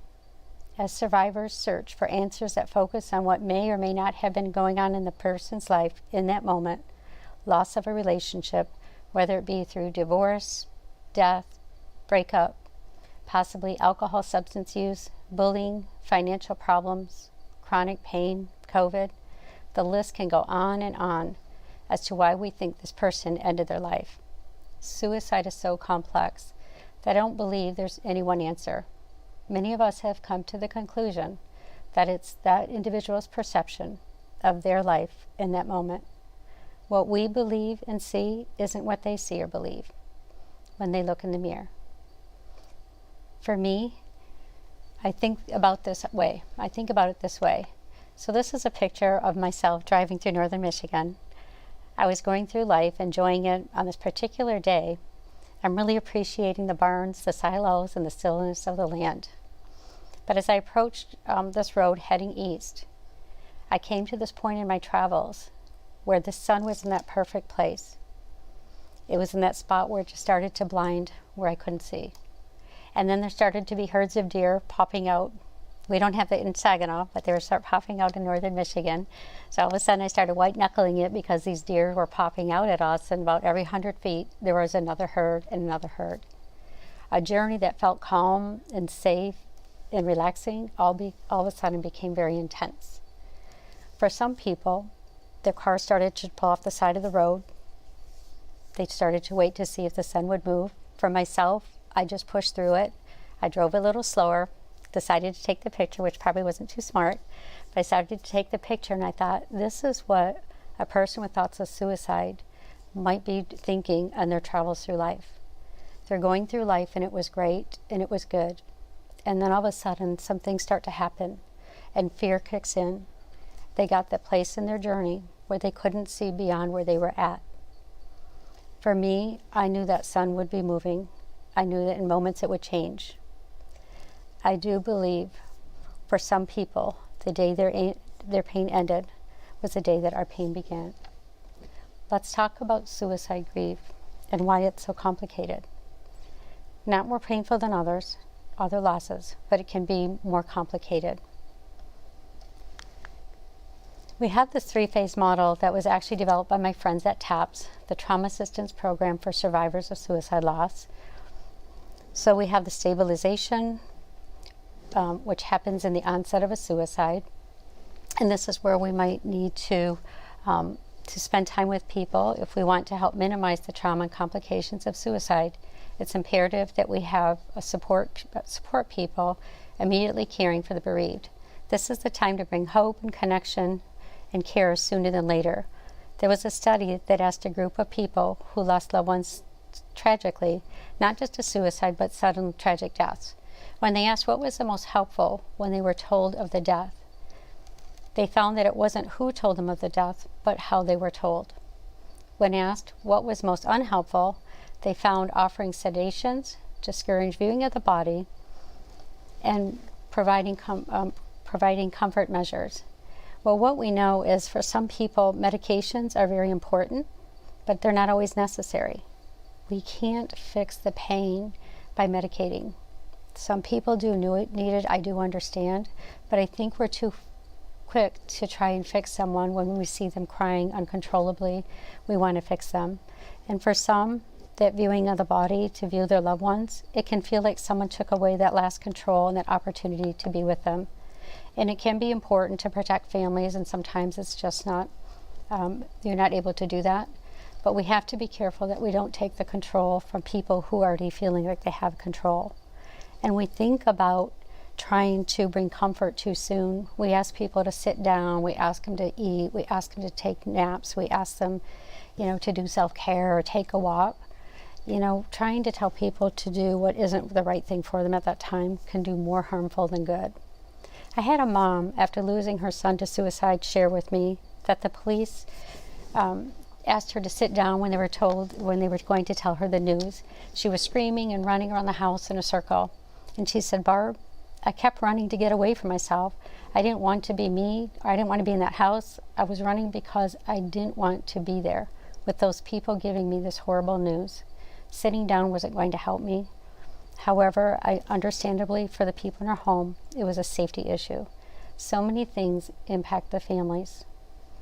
Complications and trauma can happen when the scene or the families are investigated. When police are called, we know the majority of suicides are treated like a homicide. Right from the onset, families can already feel like they're being blamed and/or they caused the death. Many families and friends are fingerprinted. They take the suicide note, remove computers, separate families, friends, and interview them for hours, especially when the loved ones were with them upon the death or they found them. Basically, the police are trying to put the pieces together just like the families. I want families to know this might not be helpful early on, but down the road, you will have most of your logistical questions answered, many that you're not even thinking of early on. The information might also help if people are blamed or accused in families because the facts are there. We find the sooner survivors connect with a professional or others who experience the death to suicide, the more hopeful and helpful it is. Possibly a therapist who specializes in EMDR or trauma if needed. I caution people, support people, to not just give a brochure or phone number to the person hurting, but make the call with them. Early on, they most likely don't have the energy to do it or do it themselves. So if you're not familiar with the loss teams, the local outreach to suicide survivors, is a program developed by Dr. Frank Campbell that connects trained people who experienced a suicide loss to sit with the newly bereaved, to sit with them early in the hours and days of the death, to help bring hope and to help navigate something that most could never prepare for. You might find these teams through your local support group, the website, or possibly your local sheriff department. You do not need to walk this journey alone. It's like a 1,000-piece puzzle. The police start to put these pieces together, then those left behind will continue. All those unanswered questions. Even though the pieces start to make sense as people come forward sharing their stories, I believe the person that died took that last piece with them. We'll never like the final picture, and it won't always make sense to us. It goes back to that perception. It was their perception of their life in that moment.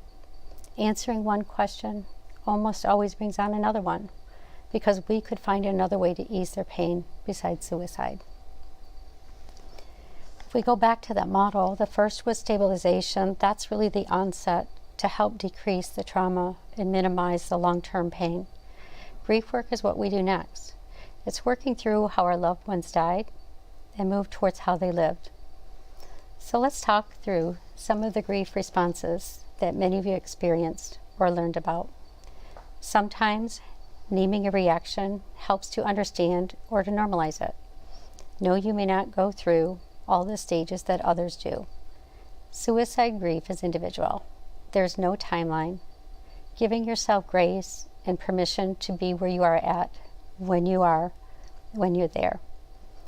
For the support people, compassion is the key as you walk this journey besides the bereaved.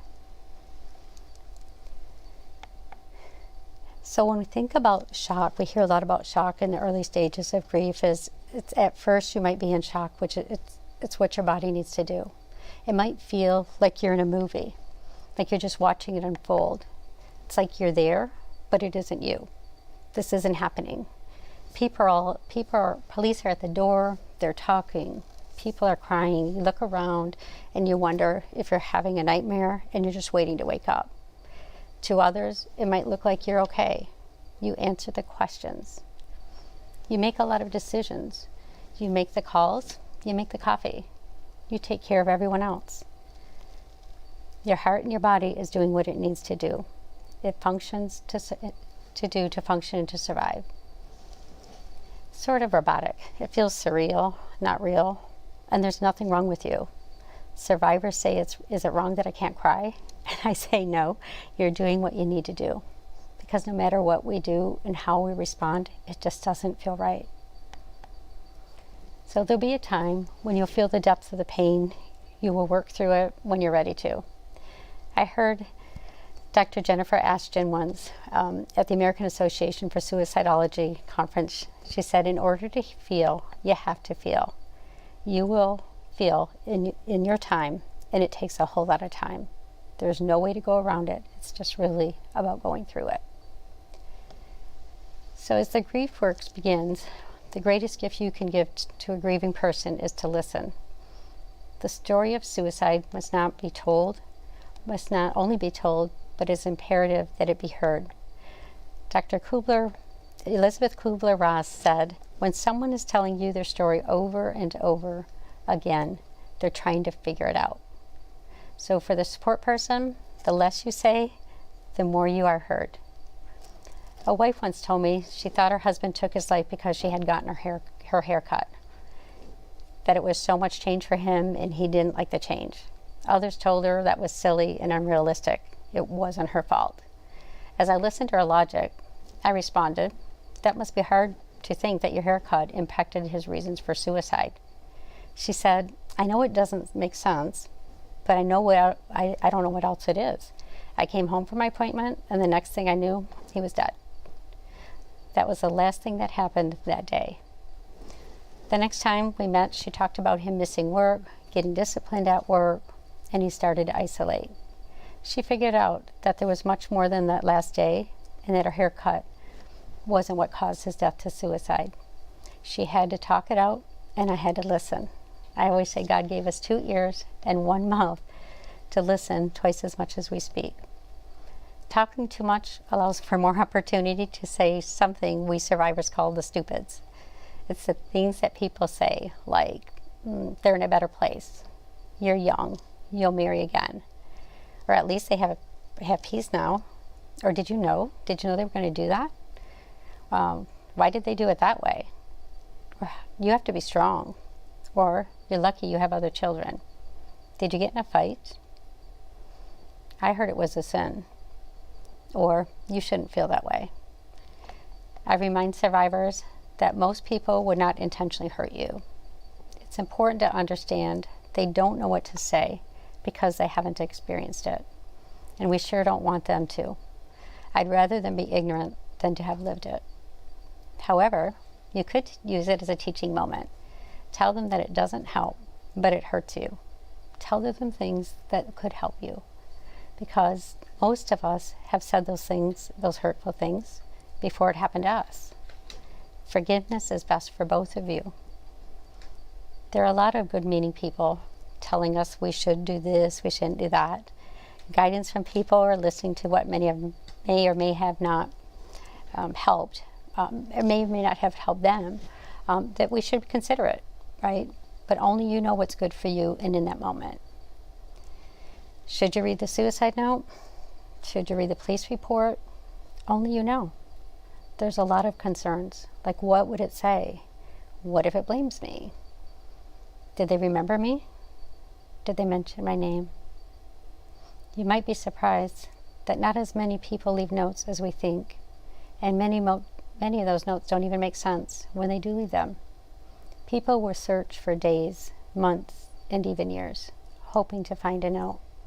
They search through everything from years ago, hoping to find answers and not always finding them. They say things, some of the notes say things like, I'm sorry for hurting you. How can you say you love me and do the ultimate thing that would hurt me? So although notes can be meaningful, they don't always make sense to us. Some notes are very short. Others are long, more descriptive. Some are loving, some are hurtful. Know you will know, or if you ever want to, know that you will know when or if you ever want to read them. It was the individual's perception, and it wasn't always accurate. I worked with a sister once who thought that her brother would have written a letter about how much he loved her, he was sorry, and something about his new nephew that was about to be born. She had an idea of what it was going to say in her mind, and she actually had it scripted. It was very scripted in her mind what she thought it was going to say. But 2 months later, after getting it back from the police, it simply said, I'm sorry. She was so hurt that he didn't think about her or mention her name or the baby. She was so angry. She wanted answers and wanted to know that he thought about her at the end of life. So sometimes those notes don't answer the questions that we were hoping to, that we were searching for. And then there's those secrets. After a death, many of us learn more about our loved ones than we knew when they were here with us, because we start asking questions. We ask people and search for things we didn't need to know. We didn't need to know these things when they were here on earth. Then we find out things we wish we hadn't. Sometimes secrets are left best secrets. Have you ever had someone think it was important to share a secret about your loved one? It hurt much more than it helped. Another good intention that went bad. So letting family and friends know, I'm hurting as much as I can right now. If it helps me, then share it. But if it hurts me, then save it for another time or let it be. Denial. So denial is another one of those responses, right? It is what it is and what it needs to be. For some people, they want to go back to work or school right away. They have a routine, or they're just needing to be with certain people, and that's okay. People and families will say things like they're avoiding it, or they're acting like it didn't happen, or they don't care. I don't think judgment helps anybody. Everyone has to cope with the best way that they know how. Just because a person tries to survive in their own way doesn't mean they don't care. It's survival. Other people, like my dad, will never believe their loved ones ended their life even with all the facts that point to it. It isn't my place or anyone else's to talk them into it. Most people know the cause of death, and if that is what they believe, then that is their truth. My dad, right up until the end of his death years later, said my brother's suicide was an accident. That was his way of surviving, losing his son to suicide. Although the facts were there, and there was no more denying it, it was his belief, and that was his truth. It isn't our job to talk people into believing it. We need to let them feel what they feel. Blame is big. Blame is not another one of those emotions that can destroy families, and is many times the one that brings out the vindictiveness in us. We blame the bullies, the medical professionals, alcohol, substance use, loved ones, partners, military, and so many others, because putting the action on the deceased just doesn't seem right. Many people were wronged, and definitely a lot of people fell through the cracks, and that's incredibly painful. Personally, this was the most difficult emotion for me, and it was consuming me. Self-blame and a blame onto others, blaming onto another person for my brother's death. Ultimately, in his situation, he didn't realize that time would and could change his situation. He'd meet another girlfriend, get another job. Life was hard, but it wasn't anything that he couldn't get through. In my healthy mind, it wasn't anything that he could get through. A lot of things contributed to his thoughts of suicide, but I had to realize that the blame was taking me down and not allowing me to live and help other people. I had to put it away and know it wasn't going to change the outcome. After a death, families go back and we see some behavior changes and other things going on and start to realize it was more than just that situation or that person. Many of us wear a mask, and so did our loved ones. He didn't always see the whole person behind the mask. As you put some of the puzzle pieces together and you hear bits and pieces from friends and family, you too may start to see that it was more than just that last situation. Anger. Anger, well, everybody doesn't get anger. I think understanding that anger can surface in different ways, but not everybody feels it or goes through it. Feeling anger at the deceased is normal for many people, but then they share with me that they feel guilty for being mad at them, realizing we can be angry at what they did and what they left us with and still love them, just like when they were here on earth. When anger gets in the way of relationships and causes you to lose more relationships than just the person that died, you might want to consider reaching out for some professional help. Some people's anger self-destructs. Be aware of how it's impacting other relationships and where you can redirect your anger. You might be angry at life in general. Some survivors get less tolerant for the petty stuff going on, like people complaining about their jobs and spouses and budgets and work issues and politics. And it's almost like you want to, stamp your feet, have a temper tantrum and say, look, don't you know my loved one just died? My world's ended and you think that's a big deal? We come to realize that the things that used to be important really aren't anymore. For me, guilt was probably one of my most difficult times. When my brother died, I believed it was my fault. He had asked me to go for a ride that night. I didn't realize he had had the method in his car, and he really wanted to talk. I was busy, and we all get busy. I told him I'd go the next night. I had no idea that he was that sad, as I once heard a father who said, I knew he was sad, I didn't know he was suicide sad. One day, I was sobbing and told my aunt that it was my fault, that I should have went for the ride. And she said, stop saying that. It isn't your fault. Well, I stopped saying it, but what I truly believed is that it was. I still felt it. I just kept it inside. I had to say it over and over because I needed to tell my story, and it needed to be heard. We play those last hours and days over and over in our minds, believing if we had done something different, the outcome would be different. I came to the conclusion he wouldn't have died that night, and I know that for certain. I don't need people to debate me, and I don't need them to pat me on the back and lead me to believe it wasn't my fault.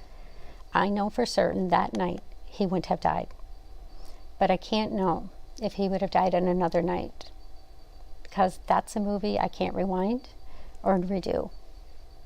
All of those would-haves and could-haves and should-haves, you know, if I would have hugged him or called him, answered the phone, I should have stopped over. I would have, if I would have asked, I should have hospitalized him or her. Yet others say I shouldn't have taken him to the hospital. I shouldn't have grounded them. I shouldn't have let him quit school. I shouldn't have pushed him so hard. I should have been stricter. He or she was fragile. The thing is, no matter how many times we replay it, we can't change what we didn't know, but we can change how we live because we now know. Early on in my grief work, I wanted to take people's guilt and blame away. I don't know why I thought I could do that, but it felt like I was empowered to do so. But quickly learned that if people don't acknowledge what they may have said or did that impacted this death, they can't change it to be better themselves or to have a healthier relationships. So for instance, I had a father who told me that he carried the guilt for not being the father he should have been when his son took his life. After 6 years of people telling him it wasn't his fault, you know, tell him not to say that, you know, his son made his own choice, I asked him why he thought he caused his son's death. He said he drank and drugged the whole while his son was growing up and supported his son's drinking and drugging. He was abusive, and his son's note actually stated so, which can be really hard to read. So I asked what he would do differently if he could. He said he wouldn't drink and he would not put so much pressure on his son. He happened to have another son that he was walking away from because he wasn't worthy. So we discussed if he would be willing to get clean and take some anger classes so he could work on the relationship he wished he would have had with his deceased son. It's been 5 years now, and he still sends me notes now and then saying he's clean and enjoying his surviving son. I share that with you, noting that guilt changed to regret can give you a purpose for your pain. You know, I've experienced guilt from another perspective with all the families I've worked with. So over the years, I've learned that for some survivors, feeling relief can cause guilt. So if there was a long-term abuse, neglect, mental health disorders, alcohol, substance use, whereas the family was always in chaos and waiting for that call and always on alert, it can be exhausting. I had a therapist friend of mine, Anne, who for years ago would ask her surviving clients, what would your life be like today if they hadn't died? I think that's a hard question to ask, and for some, it's a really hard question to answer. I want to be clear, this isn't about being glad your loved one has died, but to feel a peace within your home, yourself, or even feeling their peace for the person who died, because it can feel unsettling, or it just doesn't feel right to feel that relief. It's confusing, and for some people, it's almost shameful and embarrassing. Some survivors say, I would do anything for them to be here today. I would take care of them till the day I died. I just want them back. I truly believe some people would and do sacrifice or give of themselves. Another situation, when I was called to assist a 70-year-old woman whose husband had taken his life, I started to extend my sympathy and tell her how sorry I was. She kind of just like stopped me in my tracks. And I was just assuming that, you know, she was grieving because she had just lost her husband. But she shared that he had beat her the whole marriage and that she could finally live her life without fear. I place judgment on people and assume that they should react to death the way they should react to their own death, and think that they're insensitive or they're not grieving the way we anticipate. We judge the response people have to their death.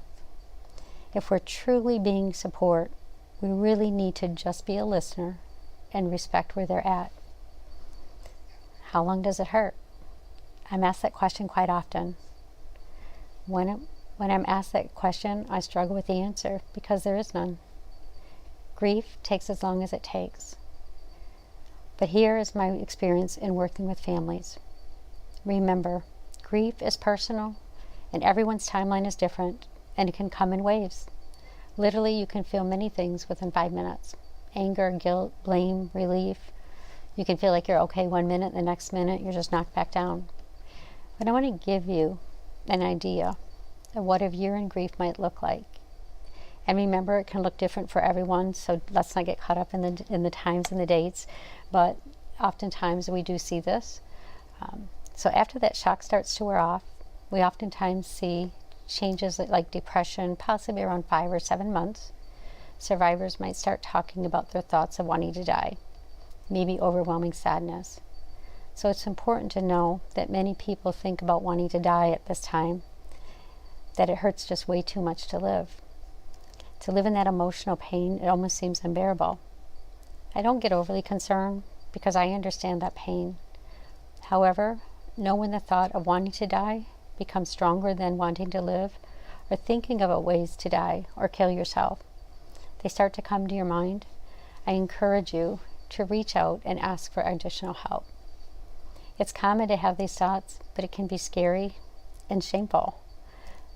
To think that dying, knowing what it feels like to have lost someone to suicide and that you could possibly do that to other people, but it's just part of the grief. Some people find about 10 to 12 months, they can be bargaining stage where you're tired of hurting and you just want your loved one back. It's like, I want them back, right? Just for 5 minutes, one more hug, or to hear their voice. Where did everybody go? All those friends that were checking in, they kind of stopped. Then you might just start replaying those last few months or the weeks leading up to their death. The last Christmas, their last birthdays, the arguments, almost a bit of anxiety leading up to the anniversary death. Then the one year of the angel anniversary day, as we sometimes call it, or the death date. That anticipation is almost always worse than the day. I ask survivors, what's different about the 366th day? It's like a turn of the calendar. It's a page over. There's an expectation that everything will be better. Well, it'll be different because every day and month is different following a death. But the person is still not with us, and that's what hurts. That doesn't change. Know you survived 1 year of something unimaginable. You did. You survived. Not without pain, but you survived. And you will survive another day, a week, and a year. Sometimes that second year, we call it the yearning year. A year where that pain might feel more intense because they are feelings that you maybe didn't feel the first year. Everyone is different, so don't put yourself on a timeline. I only say these times or words to help normalize where you're at. When you have a timeline and expectations, you might start to feel like something is wrong with you and become hopeless. As long as you're changing emotions, you're moving.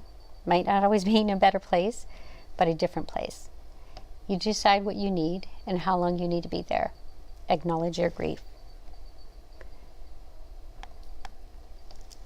Suicide doesn't define who they were in life. It is the cause of death.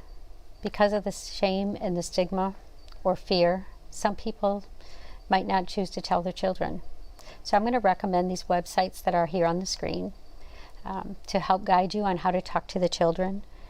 Grief is complex. However, when we cover it up for the good intentions, the outcome can cause more complications in the long run. Secrets within family have never been found to be helpful.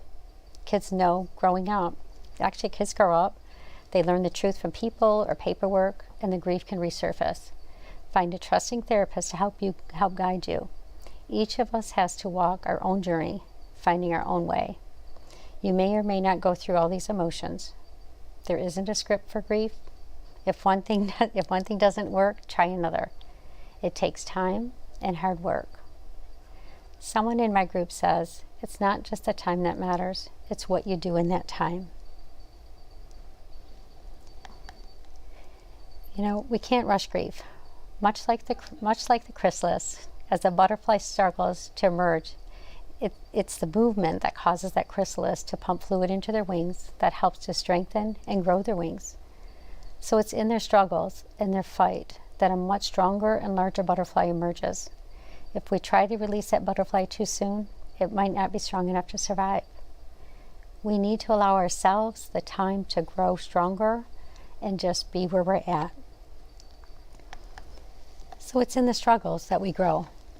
So the last phase is that post-traumatic growth. It's a positive psychological change that happens because of adversity or challenge. So who are you now? Who are you now? Have you learned? Have you grown? Have you found an inner strength that you never thought that you had? Because something has transformed you. Grief is forever transforming us. The person before the death, our grieving self, and the people we become. All the people I've lost in my life are part of my new life. The fear of forgetting your loved one can sometimes keep you in grief. You will never forget them or leave them behind. They live within you wherever you are. In the beginning slide, there was a small flower emerging through the cement. Moving through the cement when I didn't believe there would be life again. I think of this bridge as a passage to my new life. I couldn't just be in my new life until I lived my grief life. There's growth along the way. I would have never be where I'm at today had I not experienced such a terrible loss. I would prefer my brother to be here, but that's just not feasible. So I travel this road with all its challenges and blessings, appreciating the beautiful moments along the way. I challenge you to look at yourself wherever you're at in your journey. Look not only at the painful changes you have endured, but the changes that you would have never found because of challenge and adversity. Whatever you choose to do with your growth, whether it be suicide prevention, possibly just a better life, a better listener, traveling to places you would have never visited, exploring, being more responsible, sobering, use a talent that you haven't embraced. Whatever it is you choose to do it for yourself. Personally, I found in the Barb Smith Suicide Resource and Response Network, where we prevent suicide and connect people to resources and care for those who've been impacted by suicide. We host the local International Survivors of Suicide Loss Day, the Saturday before Thanksgiving, a day to support those who've been impacted by suicide. You might want to find an event near you. I founded and facilitated a survivor suicide support group, and I'm one of the trained persons for the loss team as part of my victims advocate team for our local sheriff department. We assist our law enforcement in delivering death notifications or caring for families immediately following a death to suicide to help them navigate the early hours and days of their tragedy.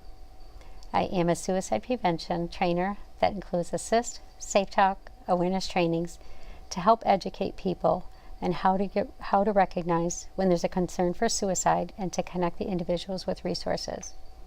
I'm honored to be on the Governor's Suicide Prevention Commission. We're writing the state's suicide prevention plan to help create a state that is better at suicide prevention and aftercare services. Today, receiving this life-saving award from Kevin Song was heartwarming and accepted in honor of my brother, and most important, all of those we have lost to suicide. I am Barb Smith, a daughter, wife, mother, grandmother, sister, and friend. I am a survivor. I challenge you to find your new self in any way that helps you to find purpose for your pain. Thank you to Kevin Song and to each of you for spending your time with me today. There will be some resources on the screens, as in faithhopelife.org, which can be a resource around the understanding what your faith community might believe around mental illness and suicide. There will also be a link to these resources that I've used throughout the training today that can help find some answers or maybe just support you on your grief journey.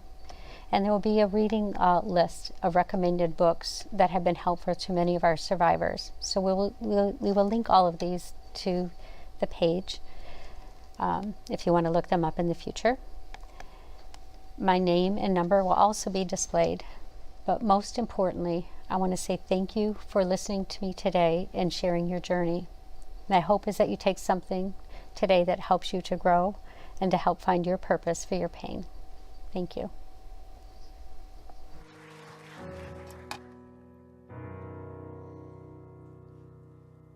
Have you ever felt like nobody was there? Have you ever felt forgotten in the middle of nowhere?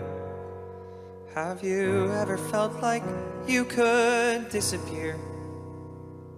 Like you could fall and no one would hear?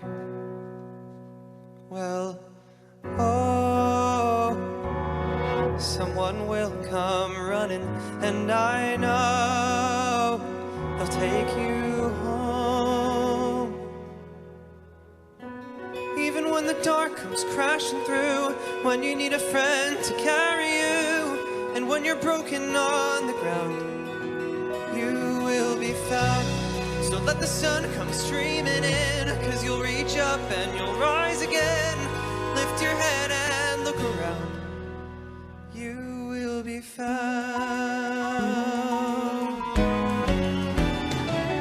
There's a place where we don't have to feel unknown.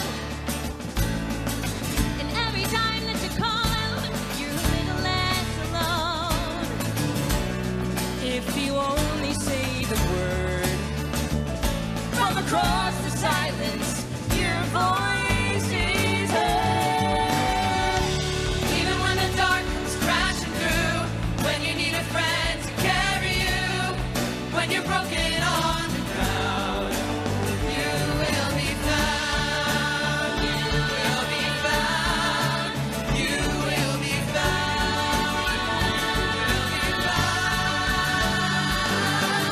Out of the shadows, the morning is breaking, and all is new.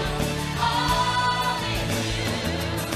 It's filling up the empty, and suddenly I see that all is new.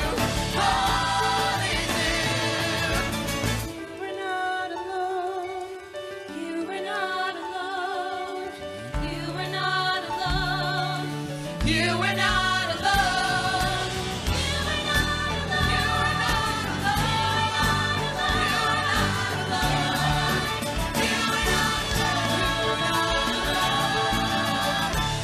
Even when the dark comes crashing through, when you need someone to carry you, when you're broken on the ground, you will be found. Let the sun come streaming in, 'cause you'll reach up and you'll rise again. If you only look around, you will be found. Even when the dark comes crashing through, you will be found. You need someone to carry you. You will be found. You will be found.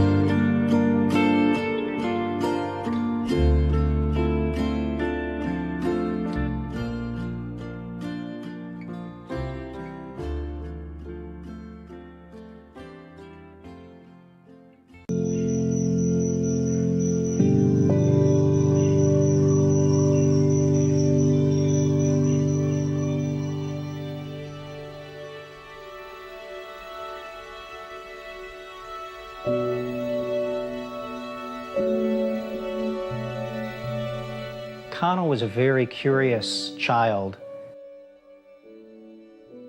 As he was growing into adulthood, he became very interested in seeking out challenging experiences. He was very bright. He liked to try new things, and he liked to educate himself. He was very independent. And when he decided to get involved in something, he would be all in. He decided he was going to learn how to sail. So he went to the library and got out sailing books, and he connected with some friends who had boats, and before long, he was actually a very skilled sailor. I took both my sons out on a trip to California. He was delighted that he could say that he had sailed on the ocean, and I got some wonderful photos. I think everybody knows that after you lose a loved one, the photos become so important. At the beginning, I wasn't sure I wanted to share anything with anybody. I was so grief-stricken. But as the months passed, I began to understand what I had to offer was to let people know that there is life after a suicide. After looking around for a little while for a group that I could get involved with, I found the perfect group right in my backyard. I liked that Gail and John had personally experienced the loss of a son, as I had. That commonality has allowed the organization to have a very strong core that I felt from the very beginning. It speaks to the grief, and it speaks to the desire to make a positive experience out of something so terrible. One of the things I found when I got involved with Kevin's Song was how different it was to be around people who were comfortable talking about suicide.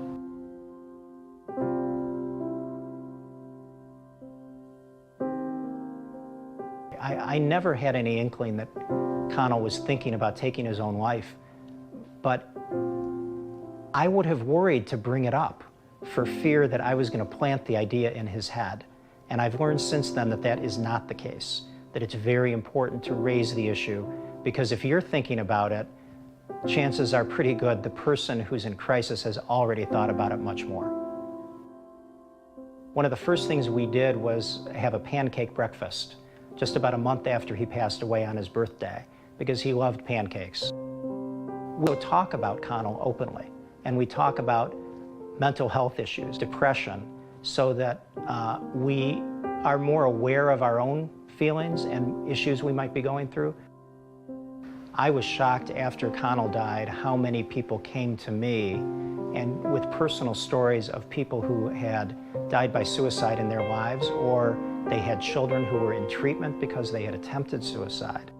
We need a better protocol for how to deal with people, especially younger people, who are dealing with these issues and getting them into serious treatment sooner.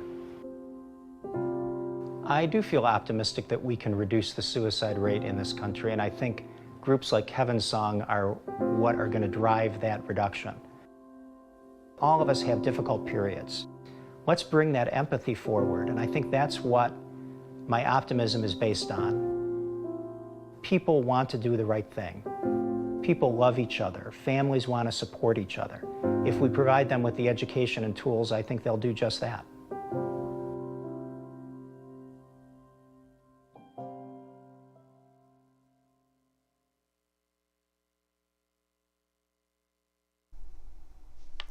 Welcome back, everyone.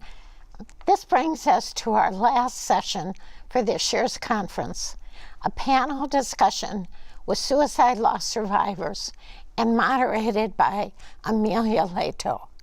Earlier today, I mentioned that Amelia is one of the co-moderators of our Survivors of Suicide Loss Support Group. But that's just one of Amelia's many contributions to Kevin's Song and to the cause of ending suicide. Among many other roles, Amelia is a manager of clinical quality improvement at Crisis Text Line and serves as a member of Kevin's Song's Advisory Council and Conference Planning Committee. She is a person who not only helps make this event possible, but who helps make it powerful. When this presentation is finished, I'll be back with closing remarks, and then we will move into our closing memorial for his presentation. Remember, If you would like to remember a loved one lost to suicide, please enter their name in the comments section of the live feed you are watching or in the Memorial Forest stage on the Hopin virtual platform. Amelia, panelists, welcome, and thank you for being here with us today. Thank you, Gail. I'm honored to be here today to host our panel, Giving Purpose to Pain, an honest conversation with suicide loss survivors. I appreciate the opportunity and also want to join Gail in thanking our presenting sponsor, the Joseph J. Lawrencel Memorial Foundation. While we are virtual again this year, we're mindful that what we are presenting today may bring up a range of emotions, and you may find yourself triggered. If challenging feelings arise for you, there are free 24/7 services available. Please don't hesitate to call the National Suicide Prevention Lifeline at 800-273-8255 or text HELLO to 741-741 to reach the crisis text line. And please don't feel badly if you need to take a break or come back and watch this presentation at a future time that's better for you. Whether you're joining us live or watching at some point in the future, thank you for taking the time and space for this presentation. You may be here because you share the experience of losing a loved one to suicide, or you may support others whose lives have been impacted by suicide loss. As is often the case, you may be someone who has been both impacted and who supports both. No matter why you're here, welcome. As Gail shared, my name is Amelia. I lost my best friend to suicide 24 years ago, and have since built a career in crisis intervention services, connecting with others in some of their most vulnerable moments. For the past 10 years, I've worked with fellow loss survivors, and through these experiences, I have found, while our losses may be similar, our individual experiences of that loss can look very different. And as for our panelists today, it's my pleasure to introduce LaToya Bond, who joins us today in honor of her father, Herman, who took his own life in a murder-suicide. Greg Boudreau became a suicide survivor on Memorial Weekend in 2017 when his youngest son, Ryan, a retired USMC sergeant, lost his final battle with PTSD and suicided. Having experienced the impact of suicide in his peer community, Jacob Harris joins us today to speak to his advocacy work, as well as the impact of suicide amongst his peers. And having lost 2 friends to suicide, Brianna Green joins us today as a person with lived experience of suicide and to honor those she has served through her work as a crisis interventionist. Now, I'm going to offer opportunity for each of our panelists to introduce themselves and what brought them here today. LaToya? Thank you, Amelia. My name is LaToya, and I am here today in honor of my father, Herman. He took his own life in a murder-suicide on March 2nd of 2020. He murdered his wife and then moments later turned the gun and murdered himself. My father was a wonderful person. He was a radio TV broadcast engineer for over 30 years. He was the life of the party, and everyone loved being around him. He made a positive impact on everyone he met. He made everyone feel like someone special. And I'm here today to talk about him, the legacy that he's left behind, because I believe that no man should be judged for the way he died, but by the way he lived. Thank you, LaToya. Now I will allow Jacob to introduce himself and what brings him here today. Well, hi, my name is Jacob, and what brought me here today is a bit different than the other panelists. My first experience with suicide came when I was about 14 years old, and my childhood baseball coach died by suicide, as well as within the same couple months time frame, one of my best friend's father also died by suicide. And you know, at such a young age, it was something that was very hard for me to kind of comprehend and take a grasp on, as you know, my coach was a role model in my life and someone I looked up to, and was always the happiest guy on the field and always making other people smile. So when that happened, it was very hard for me to react, and I didn't really know how to cope with that. And then when I was a junior in high school, a student in my community died by suicide, and it's so hard to see a teenager in any community die by suicide. And so I decided to take the initiative, and we designed bracelets with the help of so many friends, community members, and my family that were inscribed with the message, "You are loved and you are not alone." and we distributed over 300 bracelets and donated all of our proceeds to Kevin's song. So that's kind of what brought me here. And speaking of advocacy groups and just being involved with suicide prevention has been very helpful for me, and has been very nice to meet all these wonderful people and then to be here today. Thank you, Jacob. And now I will offer opportunity for Greg to introduce himself and what brings him here today. Good morning, everyone. My name is Greg Boudreau. I'm honored to be here. I appreciate the invitation by Kevin Song. I'm a member of a small community, unfortunately not by choice. Survivors of suicide have a unique bond. We've all experienced something that's beyond the norm for everyone in society, and I'm here to share my journey through this community to help support other people that are newly bereaved through suicide, and to give a voice to those who have passed. Someone needs to speak for the dead. Thank you, Greg. Now I'll turn it over to Brianna to introduce herself. Thank you. What brings you here? My name is Brianna Green. I am here because I have lost 2 friends to suicide, one in 2011 and the other this past January, 2021. I've also had suicidal thoughts myself and have worked through those, but every day is a struggle. You never know what's going to happen, so I'm a proud member of the lived experience community as well. And lastly, I have used my passion for taking care of others to create a career in crisis intervention. So I supervise for a crisis line currently. I've also been an assist trainer, and I'm passionate about improving services for people in crisis. Thank you. I am grateful for all of your participation and the value that each of you bring with the time that you're spending here with us today. Suicide has gained national attention with the impact of the COVID-19 pandemic, the Surgeon General's recent release of the Advisory on Protecting Youth Mental Health, and the progress of the National Suicide Hotline Designation Act of 2020, which established 988 as the nationwide number for the National Suicide Prevention Lifeline and for the Veterans Crisis Line. The hotline is slated to go live later this year.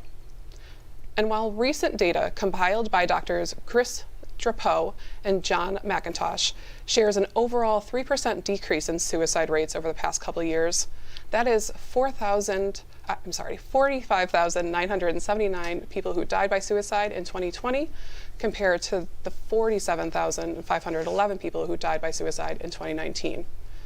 It's important to note that those decreases do not reflect the increases in certain communities of young adults, particularly Native Americans, Alaskan Natives, Black Americans, and the Latina populations. This data, in turn, does not reflect the impact of suicide in each of our communities and for each of us as individuals. Virtually every person who loses their life to suicide leaves behind friends, family, spouses, partners, colleagues, and acquaintances. These people who were loved, liked, respected, counted on, and cared about, each of them impact us. Research from Dr. Julie Sorrell and colleagues estimated just over 6 million people are exposed to suicide annually. While important to inform public health initiatives, statistics do not reflect the individual nuances of living through these losses. Today's panelist, a daughter, a father, a friend, and a peer advocate, will discuss how they find themselves navigating their healing and hope journey as people who have lost loved ones to suicide. Now we'll open it up to the panel for discussions. So the first question I will pitch to Greg. What does it mean to you to be a suicide loss survivor? And if this term does not resonate with you, how would you describe your experience? I struggled with the survivor of suicide label as I shared in the green room. Survivor of suicide loss is a title I'm more comfortable with, because I did not attempt suicide. I didn't survive suicide. I'm surviving a family member loss. For me, it's important that people who have lost a loved one, whatever the degree of connection, whether it's friend or family, have resources available to help them cope and reach the stability that was in one of the slides earlier this morning, and then to start growing personally, because we do suffer a massive, massive setback when suicide impacts us. Absolutely. Thank you for that. Now I want to turn it to LaToya. What do you think of that term and what Greg just shared about that? I think the term is, it's not suitable for every person who has experienced a loss from suicide. My situation is a little more complex because it was a murder-suicide, and my dad was the individual who pulled the trigger both times. So it's very difficult for me to navigate my way through that experience and to stand before an audience to speak about him in such a loving way, knowing that he did one of the most horrible things that an individual can do to another. So it's a very complicated subject matter, but I think that it's important to let our voices be heard. Absolutely. Thank you for that. And the terms in which we use help us identify ourselves and explain our stories. And I think that was part of the thought of how do we identify? And Jacob, you were sharing a bit how your story is a bit different than the other panelists. Would you like to speak to that, of how you identify yourself and share your story? Yeah, absolutely. You know, I think my story differs a bit since I was so young when my first experience happened. As a 13 or 14-year-old, as a kid, you know, you don't really grasp the whole subject of suicide as a whole. And actually, when my coach died by suicide, I didn't know right away when that was the cause of his death. So when I found out a bit later, and the kids that I was, you know, best friends with on that team, as we all kind of found out, it was super important to us to kind of, you know, talk about it, because, you know, as kids, it's so hard to talk about such a difficult topic. And when we did start talking about it and started kind of acknowledging that, you know, like what had happened was terrible and it was tragic, I feel like we grew kind of closer together and bonding over that, like having that shared experience, and then kind of recognizing that, like, you know, you just never really know what someone's going through in their life. And I think that was really important for us to kind of talk about and learn at such a young age. And I think it did dividends for all of us as we grew up. That's great. So you found that community as when that information came out and really kind of understood what had happened and how it impacted you. Absolutely, yeah. Thank you. And I will turn it over to Bree as well. What do you think about that term? As you shared, you have some different experiences as well. Yeah, I've struggled with it because being within the suicide prevention community, I do meet a lot of survivors of suicide loss, and it is often family members, people you are with every day, and it's led me almost to feel not survivor enough, if that makes sense, because I lost friends, and I did consider them friends. I hadn't talked to them probably in the last year before they died, so they weren't a constant in my life, and I wasn't a constant in theirs, but I knew them, I loved them, I cared for them, and they impacted me. And their death impacted me greatly, especially as someone who works within the suicide prevention field, to know, you know, all the right things to say, what can be done, what shouldn't be done, and to know they couldn't reach out to me, even though they knew what I did for a living and what my passion was, and it still happened.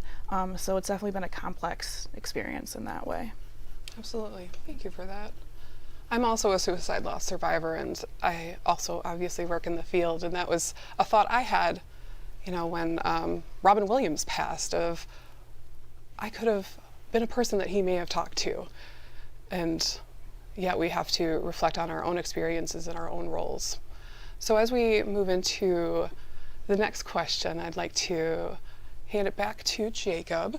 And you were just speaking to your experience with your friends, and as you processed the information about your coach particularly, how do you view being in the role that you have now? What's different for you than from when you first lost that? I think the biggest difference is kind of when I first lost, I didn't really know how to talk about it and what exactly actions I could take. You know, I always had a passion for helping others growing up. That was kind of, my family always kind of cultivated that in me. And I think the hardest part was just not knowing what to do and what I could do, and how I could possibly take action and prevent that from happening to other people's loved ones other than myself. And I think, you know, as we kind of came together, and the bracelet project that I touched on earlier, kind of, it really helped, honestly, me kind of get over that loss, and other people get over the losses that they were experiencing too. That's great. Could you tell us a bit more about the bracelet project and how that came to be and where that is at now? Yeah, it was honestly kind of just an impulse thing that after the student at a neighboring school died by suicide, I kind of just decided that, you know, I wanted to, that was kind of like my springboard of, like, you know, I want to get involved when I see it happen in my community, and someone that, like, you know, I'd seen around town and played baseball growing up with. It seemed so hard for people just to, you know, mourn by themselves. And I think kind of bringing them all together during such a time, you know, like it was right during the beginning of the pandemic when everyone was kind of separated, just finding some way to bring everyone together for a cause that everyone can get behind. There's no right side and there's no wrong side to suicide prevention, you know. I think it was really beneficial for everyone involved. That's beautiful. Thank you for sharing that, and that reflection of bringing a community together. And that sounds similar to LaToya, your experience and what you've moved into since losing your father. Would you be able to share a bit more about what happened then and what you have now and through that experience? Well, through the first experience, I would say, is when this first happened. Before my father committed suicide, I viewed suicide as a selfish act. I would often blame the victim by thinking, wow, how selfish of you, or what a way to punish your family. But now that I'm involved in suicide, I realize that in most cases, when a person commits suicide, their brain is not well. The brain is not healthy. It's not something that they're doing intentionally. It's a medical crisis that they're experiencing at that time. So would you blame a person who died from kidney failure? No, because their kidney wasn't well. Would you blame someone who died from heart failure? No, because their heart wasn't well. Where I've learned that the brain is a muscle that gets sick sometimes, and if it's not well, a person can commit suicide in that way. So my viewpoint about suicide now is totally different from the way that it was before I went through this experience. Thank you for sharing that.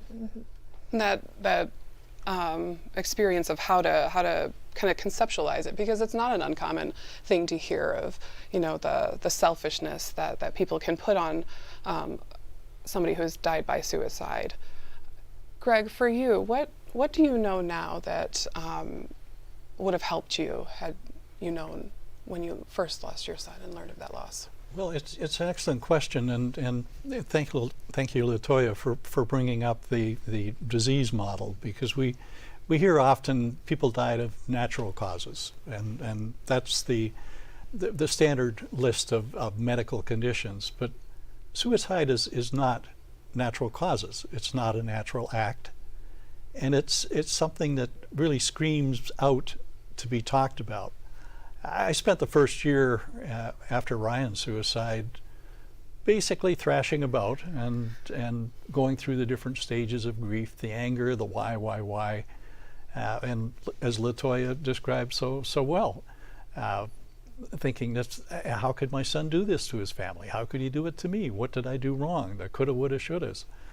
A year and a half later, and we'll talk about this in one of the other sessions, I believe, but I came to become acquainted with the suicide survivor groups, and through opening the door and going into the group and becoming participants, or a participant, pardon me, I came to really stabilize my grief. I grounded myself, and then I started moving forward. And that, to me, is one of the purposes in me being here, is to help people ground themselves and then start to move forward, start to heal.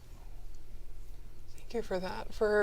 I've heard from other loss survivors of having that kind of rug pulled out from underneath them. I like how that you explained, finding your ground, of finding some of your footing in this experience, and how that helped you move forward. That's so important. Thank you for sharing that. And Brianna, your experience, you shared a bit about your loss and the friend that you lost in 2011 and the friend that you lost last year. Would you be able to share a bit more about your experience and how that has fit into your understanding of these losses? Yeah, sure. The question about what information did you have now that you... It's interesting because I think I have a lot of the information. Being as involved as I am in the suicide prevention, intervention, post-prevention community, I think the best thing I could say, the information that's going to help most people if they do experience this kind of loss, is that you're never going to feel prepared for it, and you're never going to know how to handle it initially. It's likely going to be one of the most intense and complex things that you've ever experienced in your life, and situations are so complex and individualized that you really can't prepare And I really don't know if I could give someone just like a one piece of information that's going to make it better, especially initially. Absolutely. Thank you. Now, as we move on to our next question, which is, what resources have you found helpful that you'd like others to know about? We've heard a little bit about that with Jacob's bracelets, of connecting with community members. Greg mentioned the suicide loss support group. So I will turn it over to you, Greg, first. For what helped you, what resources do you have now that you believe may have helped you then? Well, I did bring a prop. This little book, it's tiny, it's small, it's an easy read. It's called Dying to Be Free, and it's written by Beverly Cobain and Jean Larch. Beverly Cobain is the cousin of Kurt Cobain, the famous singer who suicided. And this booklet was quite literally a game changer. Well, actually, I'll say a lifesaver for me. It helped me understand the concept of psychache. And just as, again, LaToya, you were very articulate in talking about the sick brain, I didn't understand the deepness of pain that my son must have been in to take the drastic step that he took. And it's a hard thing for a surviving family member, and especially unrelated to my case as a parent. How did I fail my son? Well, frankly, I didn't. He had a disease that the VA couldn't cure, that his psychiatrist couldn't cure, and the concept of psychache, the intense psychiatric pain that causes someone to end their life, is something that needs to be explored. And I commend the people that have the emotional resources to be on the helplines and the crisis lines, because it's tremendously emotionally draining, but at the same time fulfilling when you're able to work with people who have suffered a loss and are looking for a lifeline. And really that's what people are looking for, is a lifeline. How do I get out of this? That's beautiful. Thank you for that. LaToya, he had shared what resonated with him and what you shared earlier. What are your thoughts on resources and what has helped you through your experience losing your father? What has helped me, I've had a number of things that have helped me get through the loss of my father. One thing I want to mention is Mitch Albom. He has a podcast called Tuesday People. He wrote the book Tuesdays with Maury, and I was listening to Mitch Albom's podcast one day, and he mentioned that people should do something in honor of the person that they've lost, do something to honor their memory. And that's exactly what I have done. My father was a radio TV broadcast engineer, and he used to host a radio show, a sports radio show many years ago called Speaking of Sports, and he loved it. He absolutely adored it.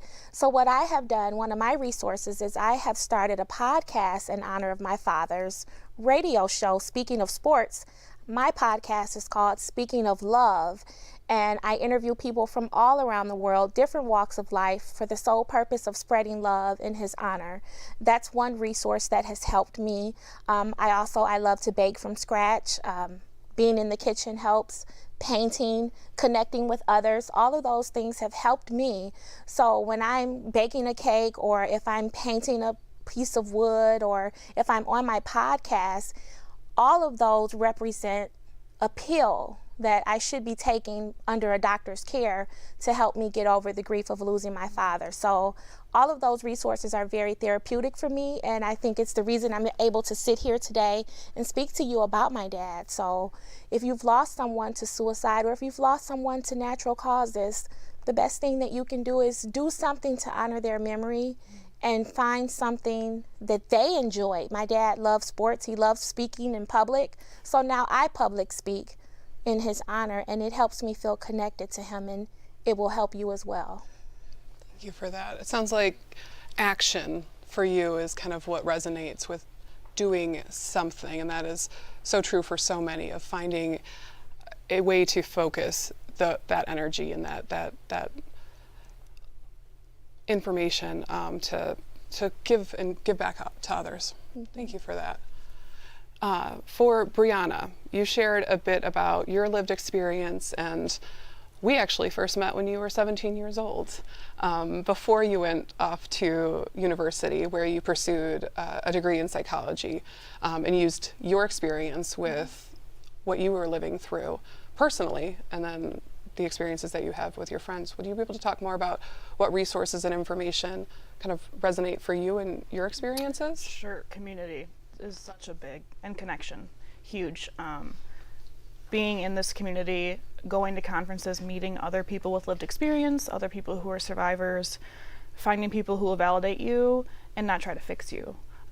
That has been the most helpful thing in processing and accepting the losses and my own struggles. Absolutely. I'm glad you're a part of my community. Me too. Thank you. Thank you. Speaking of community, Jacob shared again his experience with his friends and his peer community. What for you has helped you with resources? You mentioned just kind of naturally finding this energy to give back and connect with others.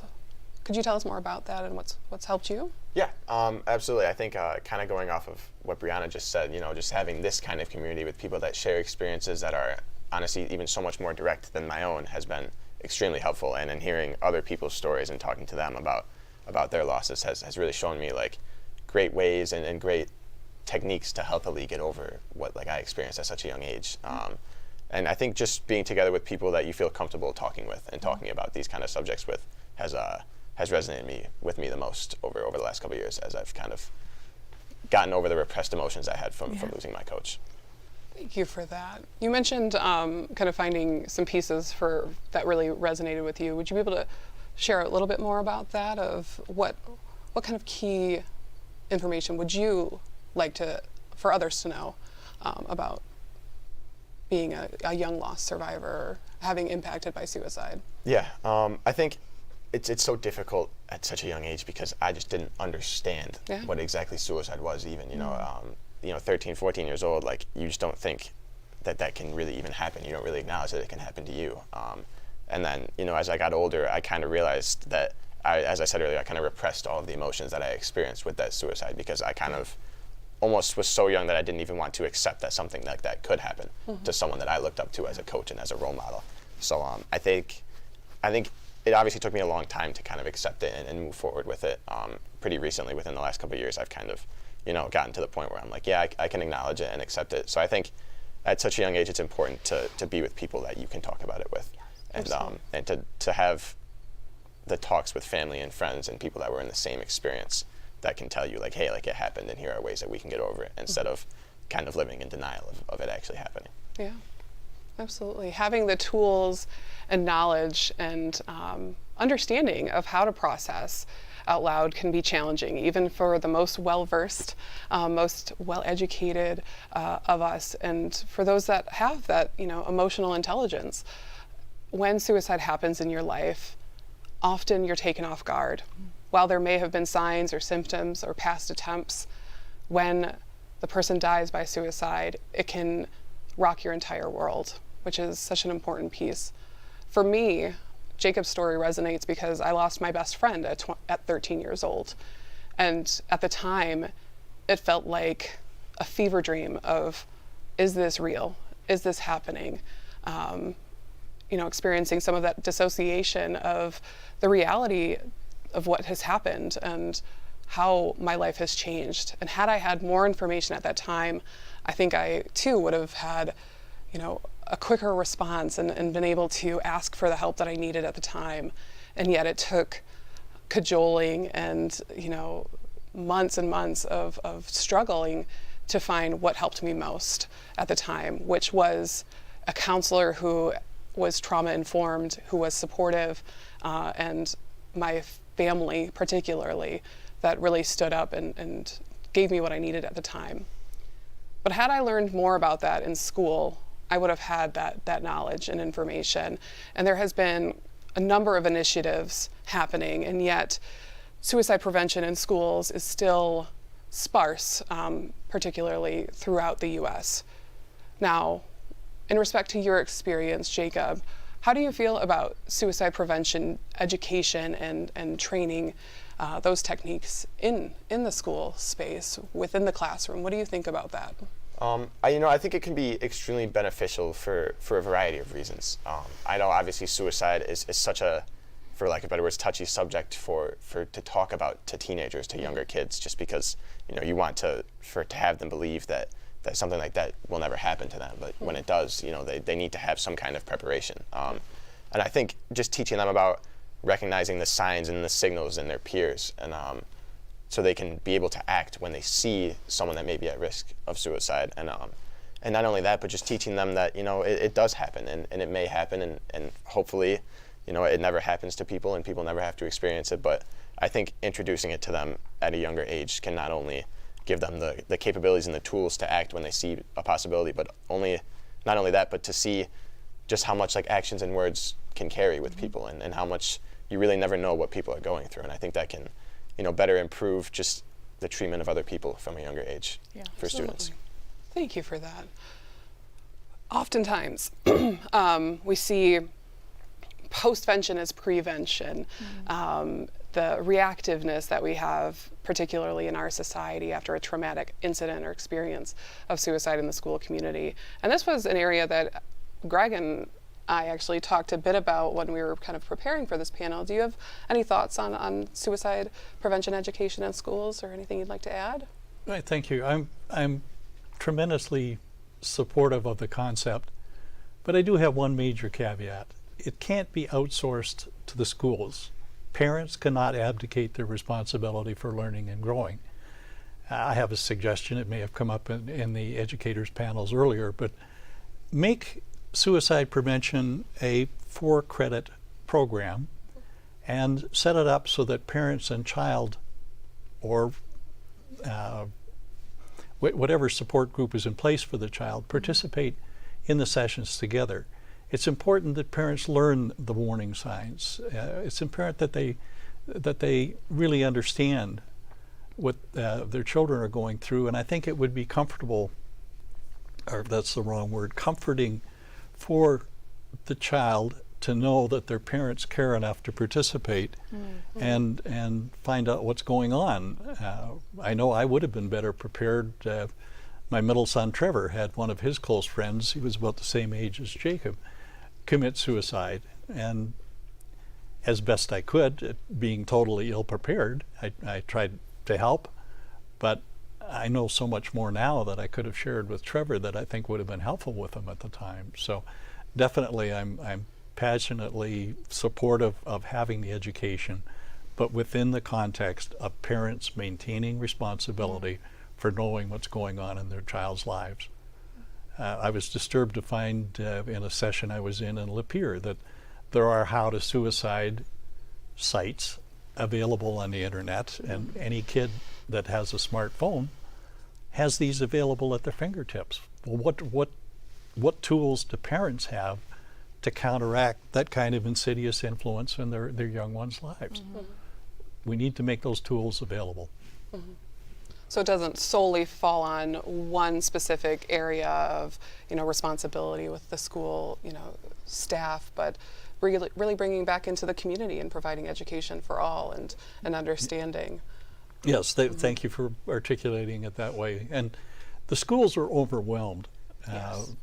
The gun violence is a hot topic, and of course it should be here in Michigan after the horrible thing in Oxford. But it's important to know that 2 times as many people die by suicide as die by gun violence. It's the 4th leading cause of death in adolescents between 15 and 19. We have a place in Metamora, so I'm familiar with Lapeer County. It's the 2nd leading cause of death for young adults. This is a crisis, and it's being, I guess I could politely say, left in the shadows because people are either unwilling, unable, and I do like the phrase emotional intelligence. They really don't have what it takes to step up and deal with death. Thank you. The education piece is really resonating within this conversation. Brianna, you shared that you are part of this community, that you provide, professional services, supporting others who are reaching out. Could you speak a bit more about suicide prevention education and what you're seeing or your thoughts on this piece? Yeah, I mean, I think we've come a long way, even in the past 10 years since I've been involved, but I think we also have a long way to go. Obviously the schools are overwhelmed, and I just think prioritizing, like Greg said, parents, it takes a village, it takes a community. It's not going to be just on one person. It's going to be peers, it's going to be siblings, it's going to be friends, it's going to be a classmate. We can all take part in it. I think a focus on collectivism over individualism in our society would be greatly helpful. And I think learning basic communication skills when someone's upset, not trying to fix them, not trying to solve the problem for them, but listening and validating and learning how to just be in the moment with someone, sit in the suck. Normalizing not feeling great is going to be a huge part of what we need to move forward. Absolutely. Normalizing the conversation is part of that educational piece of letting people know that they can, have really challenging, really personal, really vulnerable conversations with those in their lives, or those in their professional or educational settings is really important. To what LaToya said, you had shared that you hadn't had that knowledge or had that information before losing your father. What are your thoughts on suicide prevention education in schools and or just in the community at large? Thank you, Amelia.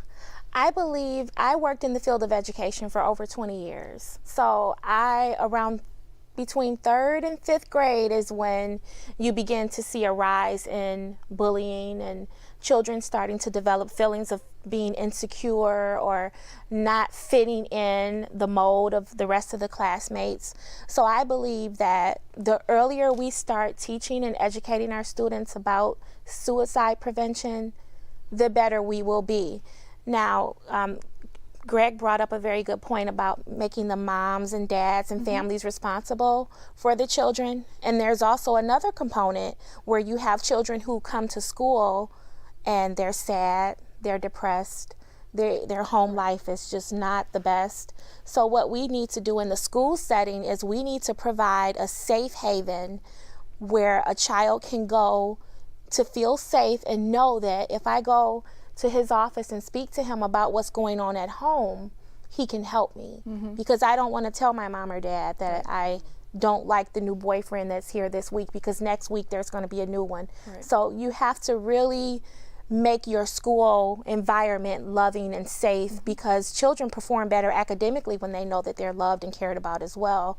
So as long as they're in the school setting and they know that there is a safe place that they can go to talk about their feelings and to get the help that they need, that's just as important as well. So, absolutely.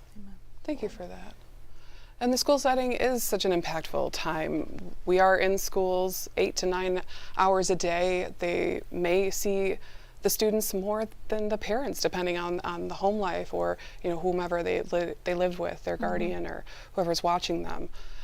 It certainly has an impact, but the education and information at home in the community is so important, and setting that space of this is a place where I can talk.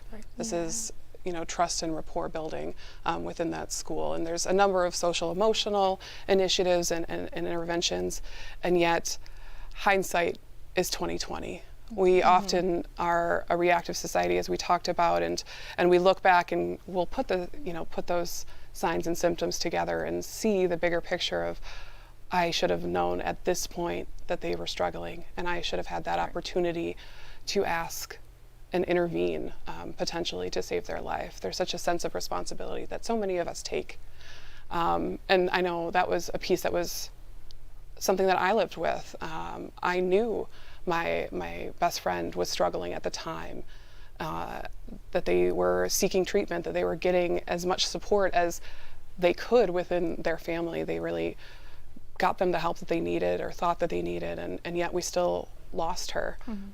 So with that, Bree, I'm going to ask you this next question first.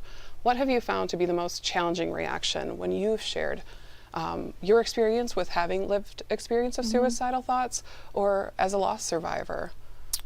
What's been most challenging for you, and then in turn, what is most helpful? I think maybe the shock and the strong reactions, just because that does, I feel, add to stigma or contribute to stigma, just like it's so rare, it doesn't happen to everyone, and there was something must have been really wrong for that to happen in your life, and it's just not the case. There's a lot of shame in that, and I think just saying I'm sorry for your loss is perfectly appropriate, not, oh my, that's just so young, and a lot of the things that Barb listed, the things people try to think that are helping when they say, and it's just really not. And if you don't know what to say, that's okay too. You can just be there.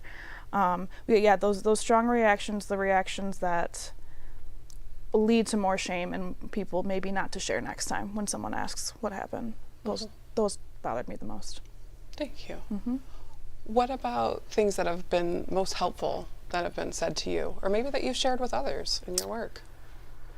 Ooh, again, it's really difficult to say that something or a phrase or something can help with this. But I mean, I know there are phrases, and just being there for someone, you don't deserve to go through this. They didn't deserve to go through the pain that they went through. And then let's work together to make sure it doesn't happen to anyone else or someone else that we know, I think. Thank you. So giving that purpose. Purpose, yes, Giving absolutely. That purpose to the pain. In that direction. Thank you. Greg, what about for you? What has been the most harmful and the most helpful things that have been said to you? Well, I echo your comments when you mentioned that you've lost. I mentioned I've lost my son to suicide, and you see this either shock or deer in the headlights look, and they freeze. They don't know what to say, and it just brings everything to a stop and sucks the life out of the room. It's comforting if someone says, I'm sorry for your loss. If they don't know anything else to say, at least acknowledge the grief. Right. David Kessler in his grief.com website talks often that grief needs to be recognized. And we as a society in North America no longer recognize grief. We used to wear a black band, or people used to dress in black when they lost someone. Those symbols are gone. And no one knows that you're suffering. And no one knows that you've had a loss. And it's actually, unfortunately, up to us to share with people and say, I'm looking at the wrong camera. Sorry. It's up to us to raise the topic of our loss. Otherwise, our loved one is gone, and I can say personally, I don't want him to be forgotten. Yeah. I will not allow that to happen to the extent I can. Right. Thank you. With that, LaToya, you've shared the complexities of your loss and your experience with your father. What has been most harmful for you that's been shared, and what's been most helpful? I remember maybe about a year ago, I was sitting down with a group of ladies, and we were just talking about Facebook. And there was a meme on Facebook, and the meme said something to the effect of, if you could make one phone call to heaven, who would you call? And I said, oh, I would call my dad. And one of the ladies in the group, she said, no, hun, you wouldn't call your dad because he committed suicide and he murdered someone, so he wouldn't be in heaven. He's not in heaven. And I thought, oh my goodness, So that, I would say that was one of the most harmful comments I received from someone. And I would say the most helpful comment, I've received a lot of helpful comments, especially doing my podcast. Every Saturday I talk to people. But there was this one particular gentleman, he was a guest on my podcast, and I explained to him, his name was Ralph, and I was talking to Ralph about the fact that my father was in the middle of writing a book at the time of his death, and now that he's no longer here, his book is not going to be written. So live your life to the fullest. If there's something in life that you want to do, go out there and do it, because you don't know when your day is over. And Ralph stopped me. He stopped me. He said, you have to realize, Latoya, your father is not here anymore, but every Saturday when you go onto your podcast, you're writing another chapter in your father's book. And that right there, that was one of the best most reassuring comments that anyone has given me through this entire process. So That's beautiful. Yeah. That's awesome. That's beautiful. Yeah, he did. Right? The ones that we love live within us. Many people resonate with that, and the way that he captured that and reflected that back to you is really beautiful. Did, Thank you for yeah. sharing. We were both crying. Like before that podcast was over, we were both like red eyes, puffy nose, snot everywhere. It was very therapeutic. Yeah. But I appreciate Ralph Sinclair is his name, and he's amazing. Sounds like one of those rare moments of you both were in sync with one another, and he shared what you needed to hear at that time. He did. Thank you. And I appreciate him for that. Good. And I will ask Jacob, you go and speak to peer groups, you go and speak to sports teams and others that are around, the teenage age. What is that like for you? What's the response been from that community, and things that have been harmful or maybe helpful that you've heard from them? I think it's been a really positive response when I've had a really lucky kind of concept to get to be able to speak to those teams and to have the time to be able to have an influence on such young kids, because the culture of being a male athlete is, like you don't talk about your feelings, you kind of, you stay in the shadows and then you kind of just work through it and you do it by yourself. But I think it's really important for young kids and boys especially in society to be able to surround themselves with people that will let them talk about their feelings. And I think me being able to have the common ground of being an athlete and being a male athlete in high school and growing up gives me a greater influence, and I'm really thankful to be able to have that. It's been really influential on me and really influential on them, so I think it's just been a great experience to be able to talk to kids and kind of try to shift the culture of hiding your feelings and be able to talk to other people about them. Absolutely, and we heard a bit about that from Will Heininger earlier, and giving him, that recognition of the Save a Life Award, of what he's doing and how he has taken his experience on the field into the classroom, if you will. So that's wonderful. Yeah. Finding that peer and that connection, right? Of I see something in you that resonates with me, especially. Thank you for that. Good. As we move into our next question, we want to again acknowledge those that are joining us today and those that are joining in the future, of seeking and understanding where you're at in this conversation. And if you need to step away, that's okay. We'll be here when you get back. So this next question, I'll pitch it to Greg again. What would you want to share with a recently bereaved person? And I will have that captured with the loss group. We've seen those that have lost their person 50 years ago and those that have lost their person last week. When you are in those groups or thinking of a newly bereaved person, what do you want to share with them, or what do you hope they walk away with? The thing I would share with someone who's newly bereaved is, unfortunately, you can't count on people that have been near and dear and close to you through your entire life. Your best buds, your best friends, even many of your family members do not have the emotional intelligence to deal with death, and they have even less capability to deal with suicide. So you'll suddenly find yourself on an island. And it's, in my own experience, it was difficult to have a common ground and a common understanding with my wife on how to deal with the grief, how to process it. So for someone who's newly bereaved, I would really strongly recommend searching to find a group like Kevin's Song, a survivor of suicide loss group, so that you have a community of people who are on the same journey.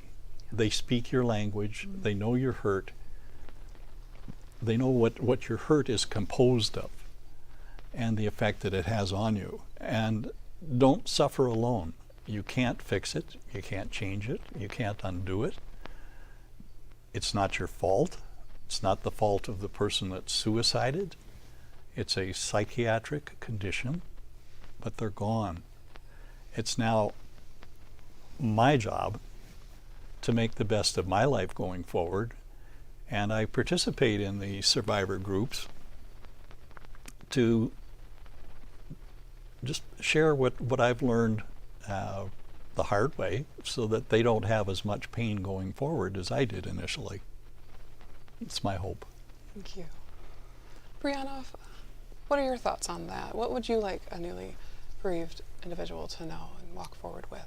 Yeah, I definitely echo what Greg said, finding that community of people who have also lost someone to suicide, because it is such a complex grief that most people cannot resonate or relate to. And it's really important to have people who you feel understand around you during that time, as well as let those feelings come, because they're going to come, and they're going to come when you least expect it. And do the best you can to feel them and honor them and validate yourself through that if you can, because it's going to be a long journey, but it does get a little less intense. Thank you. Time does help, certainly. LaToya, what about for you with losing your father, with the impact of his situation? Mm-hmm. What are your thoughts on information that a newly bereaved individual should walk away with? My recommendation for someone who has recently lost a loved one to suicide would be to do something to honor that person's memory. It doesn't have to be anything major. Let's say, for example, the individual loved apple pie. Start baking apple pies and give them as love gifts to people around you as an act of kindness. If the person loved basketball, pick a day, one day a week where you watch a basketball game. Just do something to honor that person's memory. Find something that they enjoyed and incorporate that into your life as a way of being connected to them, and it will help you therapeutically start the journey of healing. I mean, I tell you guys all the time, being on my podcast every Saturday, talking about my dad, I start the show talking about him and I end the show talking about him. Just doing that in itself helps with the healing process. So just do something to honor that person's memory. No matter how big or small, just do it. That's beautiful. Just do it. Just do it. Which is a good segue into Jacob's experience as a sportsman. What would you like to tell your peers that are newly bereaved and experiencing a loss of a friend or, a classmate? Yeah, I think LaToya put it perfectly with doing something, to honor them. And I think when we lost as a community a teenager who obviously went to the school just down the road from me, I think there was a great, honorment of his life and all the positive effects he had on the people around him. And I think, remembering that and remembering all the good things, it does help. When my coach died by suicide, he gave me a little hat that he signed. It has a little autograph in it when I was a kid, and I always kept it. I never really knew where I had it, and then I found it like a couple years after it happened, and it was just nice to kind of like bring back those good memories of him and remember all the good times he brought me and the smiles he put on my face. So I think, LaToya put it perfectly with do something little to honor people that have died by suicide that are close to you. Thank you. I like that, honoring our bereaved and honoring our losses and who they were, although that can be incredibly challenging. I do want to thank all of our panelists for their incredible insight today. Thank you, each one of you, for sharing. And as we move to our close together, I'd like to invite each of you to share any last thoughts or reflections or maybe questions if you have for those that are sitting with us as we end our time. LaToya, I'll start with you. My reflection would be to just love the people who are around you. Heal your personal relationships on a daily basis. You don't want anyone in your life to pass away without reconciling any minor differences that you may have. I know people who have passed away and they never got a chance to do that. Unfortunately, I'm not in that situation. I had a great relationship with my dad, and he and I spoke a couple weeks before his passing. So I just want you all to know that love is the thing that makes all things beautiful, and you have to love on the people around you because you don't know how long they're going to be here. And on the topic of suicide, if someone is expressing the desire to end their lives, get help for them. Don't judge them. Don't criticize them. give them love, give them empathy, and give them compassion, and help them get through it, because by doing so, you will open up the door for them to come to you and reveal more. So don't push them away. And that would be my reflection. That's beautiful. Thank you. That power of community and offering that non-judgmental support. Yes. Thank you. Jacob, how about for you? Do you have any last thoughts or recommendations or questions for anyone? Yeah, thank you. First I want to say, kind of as a teenager, I feel like it's really important for us as a generation to really practice spreading positivity and mental health awareness amongst our peers, amongst our families, amongst our friends. I think it can be so vital for people's happiness just to know that they're cared about and to let other people know that you care about them. Even if it's just a random text or a random phone call, I think it can really mean the world to people just to know that you're thinking of them and you care about them. And then secondly, I want to say thank you for you guys for sharing your stories. I really learned a lot from all of you guys, and I really appreciate it, and appreciate Kevin's song for allowing me to be here. It's been really life-changing for me, and I'm thankful that I got to be here today. Thank you, Jacob. And now to turn it to Greg. How about for you? Well, I appreciate the opportunity to be here and also the different perspectives. And I also have, I learn every day more and more about grief. It's such a broad and a difficult topic. I appreciate the opportunity to speak about my personal journey. I'd like to thank Estella, my wife, for opening the door to the Dying to Be Free seminar that we went through together. I would encourage couples to seek out therapy or a similar program so that the language of the hurt, which is unique in suicide, I've said this several times, but it's true. There is a unique language, there's a unique process in the healing cycle, and it's so much easier to walk together with someone that understands what's going on than alone by yourself. And if you have if you're living without a support person or a partner in your life, seek out third-party resources, a therapist or a group. There are so many people who are willing to help and perhaps help you navigate a new path. Take advantage of those resources. Do not stay alone. Don't get stuck in the coulda, woulda, shouldas. Yes. You can't undo the death. All you can do is move forward and grow from the experience and make your life better going forward, because at the time of suicide it really sucks. Yeah. Thank you. Bree, what are your final thoughts or anything you'd like to share? Yeah, whether you're someone who's thinking about suicide and in a lot of pain, or you're someone who's lost someone to suicide, keep in mind that shame only lives in the dark. So once you bring that to light, it will disintegrate. Once you talk about what's going on, it is going to help feel better. So please keep having these conversations with the people that you love, even if it doesn't seem relevant in the moment. If something's ever wrong, you can talk to me. Be a safe person. But also know that we do what we can, and that's all we can do. And we can't control every outcome, but we'll do our best. Absolutely. Thank you for that. Again, thank each and every one of our panelists for joining and sharing their pieces of their stories.